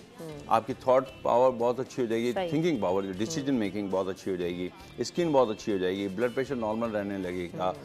एक जो चिड़चिड़ापन, घबराहट, कई चीज़ें हैं जो फैक्टर हैं, कुछ देख के दिल घबरा गया, कुछ वो सब हर तरह की जो है वो एंजाइटी और स्ट्रेसफुल सिचुएशन से बचने का तरीका आपको योगी वजाह साहब ने बता दिया। और कोई इतना मुश्किल नहीं है, और ऐसा भी नहीं कि सारे दिन हमने सांस ही ऐसे लेना है। थोड़ा सा वक्त अपने लिए जब निकालेंगे तो उसमें इन प्रैक्टिसेस को आप कर सकते हैं, ताकि आप जो है वो स्ट्रेसफुल सिचुएशन से भी निकलें, पीसफुलनेस और कामफुलनेस की तरफ जाएं, और आप जो है वो अपने इनको टूल्स बनाकर अपनी बॉडी पर अप्लाई करें और इस्तेमाल करें। थैंक यू सो मच वजाह साहब, आपने वक्त दिया। हम यहाँ पे ब्रेक की तरफ बढ़ेंगे, ब्रेक के बाद वापस आएंगे। तो आज इंटरनेशनल कैट्स डे है, उस हवाले से भी बात होगी। Welcome back in city at 10। तो जैसे कि मैंने जाने से पहले कहा था, आज इंटरनेशनल कैट्स डे है, और अगर कैट्स की बात की जाए तो इस सबसे फेवरेट पेट मुझे ऐसा लगता है कि बहुत सारे लोगों का होता है, क्योंकि कैट्स जो घर में रखना भी शायद आसान है। और हमारे यहाँ नबी पाक सल्लल्लाहु अलैहि वसल्लम ने भी हमने देखा कि जो है वो कैट को ये कहा गया कि अगर उसकी सफाई सुथराई का ख्याल रखा जा सके तो वो हमारे घरों में रह सकती हैं। किसी प्याले में से भी दूध भी पी जाए, पानी भी पी जाए, तो वो भी आप खा पी सकते हैं। तो ऐसा एक ये पालतू जानवर है। तो हमारे यहाँ जो है वो काफ़ी ज़्यादा कॉमन भी हैं कैट्स रखना। इसमें कितनी वैरायटी होती है, और अगर आप घरों में रखें तो उनका ख्याल किस तरह से रखें, इन तमाम चीज़ों के बारे में बात करेंगे। मेरे साथ जो है वो मेहमान मौजूद है। अस्सलाम वालेकुम, वेलकम टू द शो। कैसी हैं आप? क्या नाम है आपका पूरा? शर्मीन फारूकी। तो शर्मीन, आप कैट लवर हैं, कैट्स हैं आपके पास? कितनी बिल्ली हैं? मेरे पास घर के अंदर तो समझ लें 5-6 बिल्लियाँ हैं। ज़बरदस्त। तो और इसके अलावा जो हमारे रूफ पे जो है वो समझ लें 10 बिल्लियाँ हैं, और नीचे भी हमारे काफ़ी बिल्लियाँ। दरअसल मैं स्ट्रे कैट्स को फीड करवाती हूँ, जो जितने भी मेरे एरिया में है ना, तो वो समझ लें टोटल मिला के 25 to 30 कैट्स हैं, इंक्लूडिंग किटन्स। तो वो बढ़ती जा रही है तादाद माशाल्लाह से। ये तो बड़ा काम है और मुश्किल काम है। ये बहुत मुश्किल काम है, क्योंकि अभी सबसे ज़्यादा चैलेंज महंगाई का, तो उस महंगाई में जो है वो उनको फीड कराना, उनको खाना देना। क्या खाती हैं वो? दूध वगैरह इस तरह की चीज़ें? लेकिन दूध हमारे यहाँ ना एक बड़ा एक मिसकंसेप्शन है, ये जो क्या खिलाते हैं? जो काऊ का जो मिल्क है ना, ये देने से इनका पेट भी अपसेट हो जाता है। मैंने अक्सर लोगों के घर देखा है कि ये काऊ का जो मिल्क होता है ना वो डाल देते हैं, लेकिन अब आप सोचें वो बिल्ली जो है और ख़ासकर बिल्ली का बच्चा, उसको वो हज़म कैसे होगा जब वो इतना मतलब एक काऊ का दूध होता है। तो हम ये बात सोचते नहीं है। तो बहुत कम क्वांटिटी में बहुत पानी मिला के अगर आप दूध दे रहे हैं तो दें, और ज़्यादातर जो आप दें किटन्स को खासकर वो बोनलेस चिकन या चिकन कीमा दें, क्योंकि उनकी एपेटाइट भी कम है और उनके दांत भी बहुत वो होते हैं, सॉफ्ट होते हैं, तो वो नहीं चबा सकती हैं। और जो किटन्स हैं उनको आप दूसरे पार्ट्स भी दे सकते हैं, आप उनको फैट्स भी दे सकते हैं, आप उनको डिफरेंट पार्ट्स ऑफ चिकन भी दे सकते हैं। लेकिन देखें बात यह है ना कि अगर हम सब मिलके अपने खाने में से थोड़ा सा निकाल के इन बिल्लियों को देना, हर घर हर फैमिली शुरू कर दे, आप सोचें कि हम जैसे लोगों को ज़रूरत ही नहीं है कि 30-35 बिल्लियों को एक साथ खिलाएं। नहीं तो आप उनका खाना कैसे मैनेज करती हैं? फिर घर के खाने से तो नहीं निकलता होगा इतना? नहीं, मैं तो नहीं करती। ये तो मैं एक जनरली एक बात कह रही हूँ पब्लिक के लिए, क्योंकि देखिए मुझे ये प्लेटफॉर्म पे बुलाया गया है। मैं चाहूँगी कि मैं लोगों को एजुकेट करूँ और अवेयरनेस ये क्रिएट करूँ कि अगर आप लोग हर फैमिली थोड़ा सा निकाल के उनके लिए रख दे, तो आप एक पूरी फैमिली को आप सपोर्ट कर रहे हो, खिला रहे हो, और आप सोचो आप उस बेज़ुबान कि कितनी दुआएं ले रहे हो। देखिए वो जो बिल्लियाँ हैं ना, ये अपनी तकलीफ़ बयान नहीं कर सकती, बिल्कुल ऐसे ये अपनी भूख बयान नहीं कर सकती। तो फिर अगर हमें अल्लाह पाक ने अशरफुल मखलूक बनाया है तो हमारा फ़र्ज़ होता है कि हम इनको खिलाएं। बिल्कुल ऐसे ही। तो जानवर बोल नहीं सकते, अपनी तक सकते, तो उनके ख्याल रखना, उनकी जो के टेक केयर करना वो हमारी जिम्मेदारी है। करना कैसे है इस पर हम मज़ीद भी बात करेंगे, लेकिन ब्रेक के बाद। Welcome back in city at 10। तो अब हमारे साथ ऐसा यंगेस्ट टैलेंट मैं तो कहूँगी मौजूद है जो इस वक्त किक बॉक्सिंग में और बॉक्सिंग में अपना लोहा मनवा रहे हैं। कई सारी मेडल्स के साथ आज हमारे साथ सुनैना मुश्ताक मौजूद हैं। Welcome to the show Sunaina, अस्सलाम वालेकुम। और आपके पास जो है वो इतने सारे मेडल सुनैना पहनी हुई, तो ऑल कराची टाइटल भी है, इसके अलावा नेशनल लेवल पर बहुत सारे सिल्वर और गोल्ड जो है वो बॉक्सिंग में और किक बॉक्सिंग में अभी तक हासिल कर चुकी हैं। और इस वक्त तैयारी हो रही है जनाब ईरान में होने वाले तोवाई गेम्स में जाने के लिए, ताकि इंटरनेशनली कॉम्पीट किया जा सके। और तैयारी कैसे हो रही है ये उनके कोच बताएंगे। ज़फ़र हुसैन शाह बुखारी साहब भी हमारे साथ मौजूद होंगे, फेडरेशन का हिस्सा भी हैं। वेलकम टू द शो, अस्सलाम वालेकुम। वालेकुम अस्सलाम। तो सबसे पहले सुनैना ये जानना चाहूँगी बेटा कि इतने सारे मेडल्स आपने लिए हैं, कैसे मुकाबले रहे, कितना अच्छा एक्सपीरियंस है, कैसे स्टार्ट किया, अपने बारे में बताओ। वालेकुम सलाम। मैंने इतने सारे मेडल जीते। पहले मैंने जिम किया, उसके बाद फिर मुझे बॉक्सिंग और किक बॉक्सिंग का शौक़ हुआ। उसके बाद फिर मैंने ये कराची टाइटल अपने नाम किया, फिर सिंध टाइटल, उसके बाद नेशनल गेम्स अपने नाम किए। तो ये बॉक्सिंग का शौक़ आपको पैदा कैसे हुआ, किसको देखकर हुआ? हम लोग पहले हमारे घर में टीवी थी, उसमें दिखाते थे, उसकी वजह से मुझे शौक़ हुआ, इसलिए फिर मैं कर रही हूँ। अरे वाह, तो ये तो इतना डेंजरस गेम है, घर वालों ने मना नहीं किया, वाले साहब ने या अम्मा ने, कि भाई ये तो चोटें लगाएगी लड़की? और तो पहले लड़की लगती ही नहीं है, उसको हजम करना मुश्किल है कि ये लड़की है, तो सबको रजिस्टर करा दें भाई कि ये छोटी सी बच्ची जो है वो बच्ची है। तो किसने सबसे ज़्यादा अपोज किया कि नहीं भाई ये नहीं हो सकता? ये पहले तो मेरी मामा कर रही थी, उसके बाद मेरे बाबा के भाई और ख़ानदान वगैरह वाले, फिर मेरे बाबा ने मुझे सपोर्ट किया और मैं इस मुकाम तक पहुंची। अरे वाह, तो कितने सालों से आप ट्रेन कर रहे हो, कितना टाइम से मतलब आप सीख रहे हो ये सब? 3 सालों से। इतनी यंगे से इससे स्टार्ट किया। तो ज़फ़र साहब ये शुरू से आप ही के पास है? ये मेरे पास तो तकरीबन कोई 2 महीने 3 महीने हुए मेरे पास आई अच्छा। है, मगर इस 3 महीनों के अंदर माशाल्लाह से इसने सिंध नोमाद MMA का टाइटल अपने नाम किया। जो टाइटल हम बना रहे थे तो मैंने पूरे पाकिस्तान की जितनी फेडरेशन है सबको चैलेंज किया कि इस साइज़ का और इस जैसा टाइटल बनाए तो फिर मज़ा भी आए। तो बच्चों ने जब देखा और उसके लिए माशाल्लाह से उन्होंने भरपूर मेहनत की, भरपूर अपनी क्या नाम है हौसला अफजाई की, और जब फ़ाइटें उनने की तो इस बच्ची ने जब अपना नाम रोशन किया और मुझे बड़ा अच्छा लगा। इसके सामने की जो मुखालफिन थी फ़ाइटर, उसने जब इसको देखा तो उसका कलर उड़ गया था कि भाई इसके साथ मेरी फ़ाइट आ गई है। तो he is a tough player, बहुत अच्छी पंचिंग, बहुत अच्छी किकिंग, बहुत अच्छी स्पैरिंग। मेरे हिसाब से मैंने अपनी लाइफ के अंदर इतनी छोटी बच्ची के अंदर इतनी स्पैरिंग नहीं देखी है। इतनी धान पान है, क्या करती होगी, क्या पंचेस मारती होगी, देख के हैरान हुई। ये नहीं, इसकी जो पंच पावर है वो बहुत हैवी है। मतलब मेरे सा बंदा खाएगा तो वो बोलेगा कि लगी लगा है, बिल्कुल। अरे वाह। और अभी ये माशाल्लाह से मेरे लिए और मेरे क्लब के लिए, मेरी फेडरेशन के लिए और तमाम पाकिस्तानी, तमाम सिंध के लिए और हमारे डिस्ट्रिक्ट के लिए ये बड़ी एजाज़ की बात है कि छोटी बच्ची माशाल्लाह से पहली दफ़ा वर्ल्ड चैम्पियनशिप तुवाई गेम के अंदर जा रही है, जिसका सिलेक्शन हुआ है ईरान के लिए, गुलिस्तान शहर में होने जा रहा है, जिसमें 21 ममालिक तक लोग आ रहे हैं, ठीक है, और बड़ा कांटेदार मुकाबला होने वाला है। और मुझे पूरी उम्मीद है कि इंशाल्लाह ये वहाँ से टाइटल अपने नाम पे करके आएगी। और ये 11 साल की उम्र है खाली, और ये मेरे ख्याल से इतनी ही एज के बच्चे आ रहे होंगे वहाँ पर भी इनके साथ जी, कॉम्पीट करने के लिए कैटेगरी होगी। अब हमारी जो मैं टीम लेके जा रहा हूँ उसमें डिफरेंस बच्चे हैं, बच्चियाँ हैं मेरे पास जो मतलब 25 साल से और तकरीबन 16 साल की एज तक बच्चियाँ भी हैं इसके अंदर। इसके अलावा लड़के भी हैं हमारे पास, ऐसे लड़के भी हैं जो टाइटल अपने नाम कर चुके हैं, इंटरनेशनल प्लेयर्स भी हैं मेरे साथ।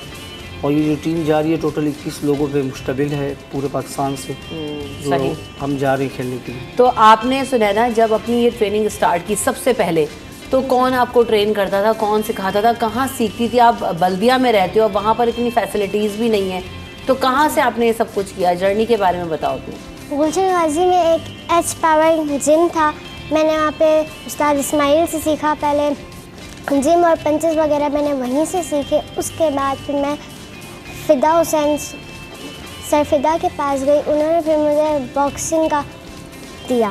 पहले वाले टीचर ने भगा नहीं दिया, कुछ खा के तो आओ, उसके बाद मेरे पास आना है भाई। सुना ना, तो खाना वाना का कोई शौक मुझे नहीं लग रहा कि है आपको, है कि नहीं है? क्योंकि भाई स्पोर्ट्समैन के लिए तो डाइट बहुत मैटर करती है।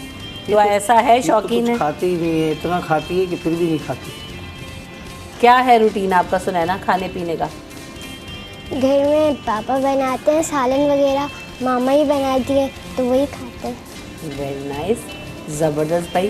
तो जब पहले टीचर के पास आप गई, अपने उस्ताद के पास जब आप गई और आपने उनको बताया कि मुझे ऐसा सीखना है, तो उनका क्या रिस्पांस था? उन्होंने आपको देख के क्या आप सीख सकती हो, नहीं भाई अभी तो बहुत छोटी हो, क्या उन्होंने आपको कहा?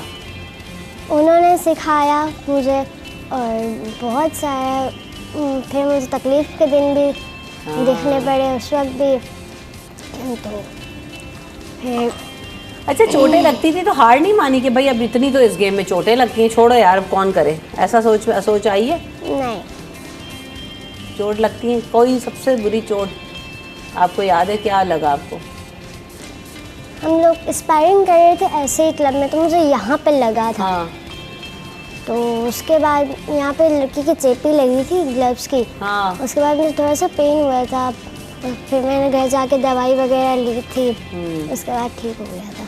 बहरहाल ये है बहुत बहादुर माशाल्लाह से। जब इसकी स्टिचिंग होती है, इसकी पंचेज होती है, इसकी स्पैरिंग होती है, बाकी दूसरे बच्चों को देख के इसको मतलब काफ़ी गट्स है। मतलब मैं इसको देखता हूँ, मगर मैं ये भी कभी कभार सोचता हूँ कि अगर ये काश मेरे पास पहले आई होती तो आज इंशाल्लाह ये काफ़ी टाइटल इसके गले में होते हो। अभी भी beginning of the journey is just 11 years old, तो अभी तो बहुत लॉन्ग वे टू गो है अभी भी बच्ची के लिए ना। मगर माशाल्लाह से मैम मैं तो अल्लाह से यही दुआ कर रहा हूँ कि अल्लाह पाक इसे कामयाब करे। अच्छा ये बताएं कि तुवाई गेम्स हो रहे हैं, अब इंटरनेशनल गेम्स हैं, अब लोकल तो प्रैक्टिस आपने कर ली, सब बच्चों को टफ टाइम भी दे दिया, टाइटल भी अपने नाम हो गए, लेकिन अब सुनैना इंटरनेशनल गेम में जाने के लिए कितनी टफ ट्रेनिंग हो रही है, कितनी सर आपको कितना टफ टाइम दे रहे हैं, कैसे ट्रेन कर रहे हो, कितना डिफरेंस उसमें लेकर आया उसके बारे में बताइए। पहले जो है मैं सिर्फ बॉक्सर थी, तो मैंने 2 गेम अपने नाम किए किक बॉक्सिंग के। उसके बाद फिर इंटरनेशनल में नाम आया, फिर मैं इनके पास आई सीखने के लिए किकिंग, और फिर उसमें बहुत टफ़ ट्रेनिंग होती है हमारी, 3-4 घंटे की ट्रेनिंग होती है, और उसमें सर ज़्यादा मेरे ऊपर ही होते हैं। हमारे क्लब में 2 बच्चे हैं, एक उस्मान है और एक ये सुनैना, दोनों छोटे हैं।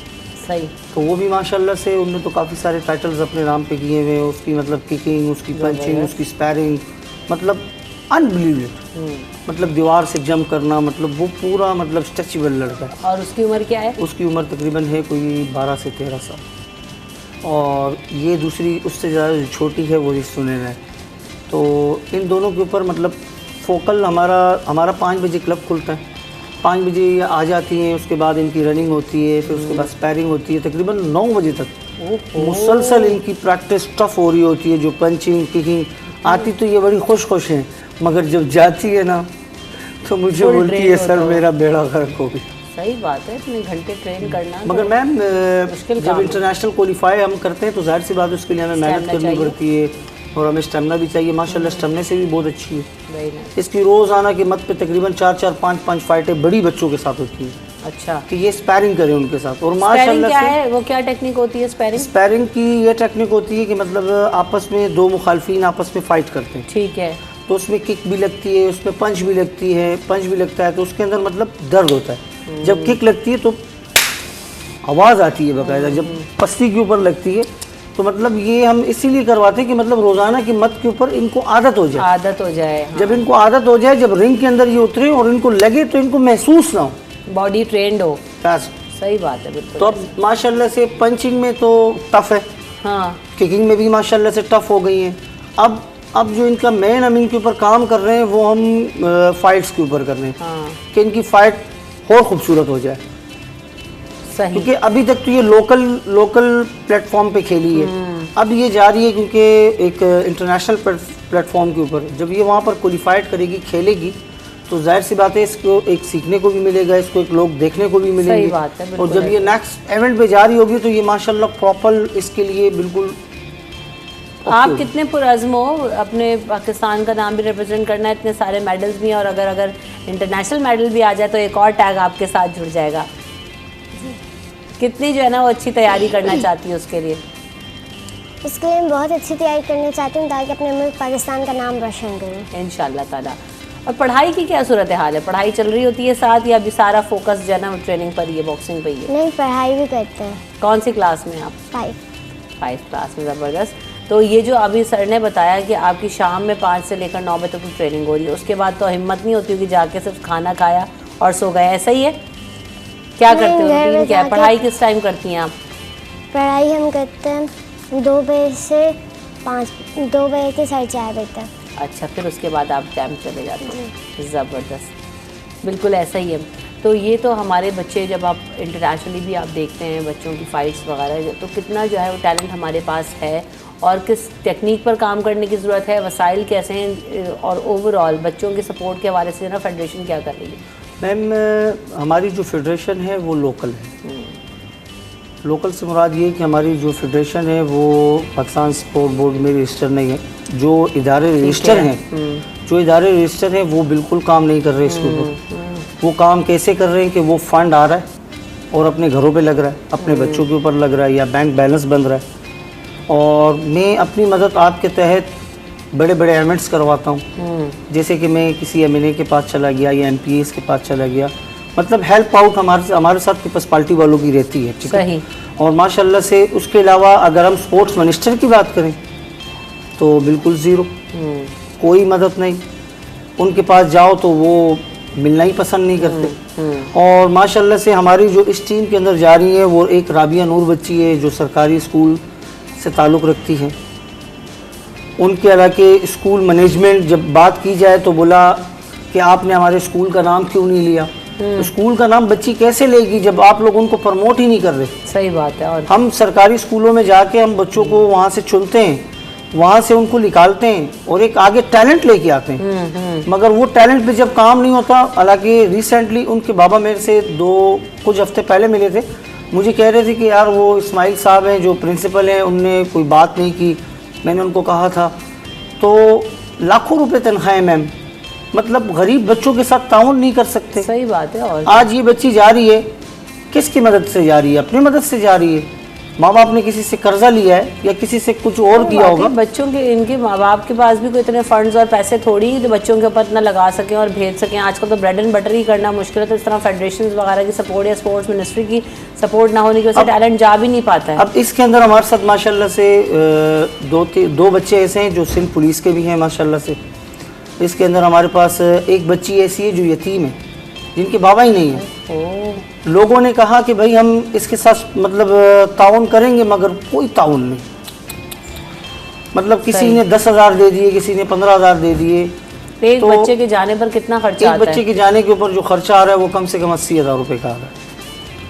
अब 80,000 रुपये एक गरीब फैमिली के लिए लाना मैम, मतलब ऐसा ही है भाई। वो उसके लिए 1 लाख रुपए के बराबर है। बहुत ज़्यादा है भाई, आजकल तो बहुत मुश्किल है कि आप अपना घर का बिजली के बिल देंगे, आप अपने घर का राशन डालेंगे, कि आप बच्चों को इस तरह से प्रमोट करेंगे। तो बात हुई है कि इदारों का कंट्रीब्यूशन होना इसमें बहुत ज़्यादा। अब इसके अंदर ये है कि मैम हमें मतलब आगे जो हमारा टूर आ रहा है वो थाईलैंड का आ रहा है, उसके बाद जो हमारा टूर आ रहा है वो रशिया का आ रहा है।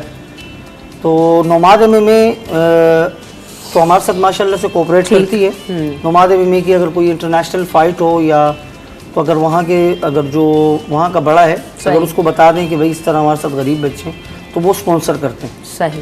और इस तरीके से मैं यही चाहता हूँ, स्पोर्ट्स मिनिस्टर को भी ये मैं मैसेज देना चाहता हूँ, स्पोर्ट्स सेक्रेटरी को भी, खुदारा इन गरीब बच्चों के साथ ताउन करें। यही अब हमारे बल्दिया में आप कभी चक्कर लगाएं, बल्दिया में इतना टैलेंट छुपा हुआ पड़ा हुआ है कि मैं जिसकी कोई हद नहीं है। भाई बॉक्सिंग का बल्दिया में इतना टैलेंट है, लियारी में इतना बॉक्सिंग का टैलेंट और रुझान है, बच्चे इतना खेलना चाहते हैं, लेकिन वही वाली बात कि वसाइल की कमी की वजह से हमारा जो टैलेंट है वो आगे प्रोजेक्ट नहीं हो पाता है और आगे बढ़ नहीं पाता। तो सुनैना, आप भी जाते जाते बेटा कुछ कहना चाहते हो तो ज़रूर कहिए, और किस तरह से आप अपनी तैयारी कंटिन्यू रखोगे, कितने पुरअज़्म उसके बारे में? तैयारी तो अच्छी रखेंगे और कंटिन्यू भी रखेंगे।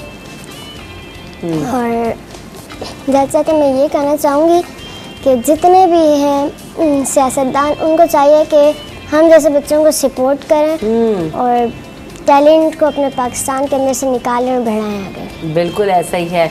तो छोटे से बच्चे जो है ना वो बड़े बड़े मैसेज लेकर आते हैं, क्योंकि ये इनके पास बड़ा टैलेंट है और बड़ा अज़्म है। बात वही है कि थोड़ी सी सपोर्ट चाहिए तो हम सब कर सकते हैं। Thank you so much Sunaina, आप हमारे साथ मौजूद थी, और ज़फ़र हुसैन शाह साहब आपने भी वक्त दिया, आप दोनों का बहुत शुक्रिया।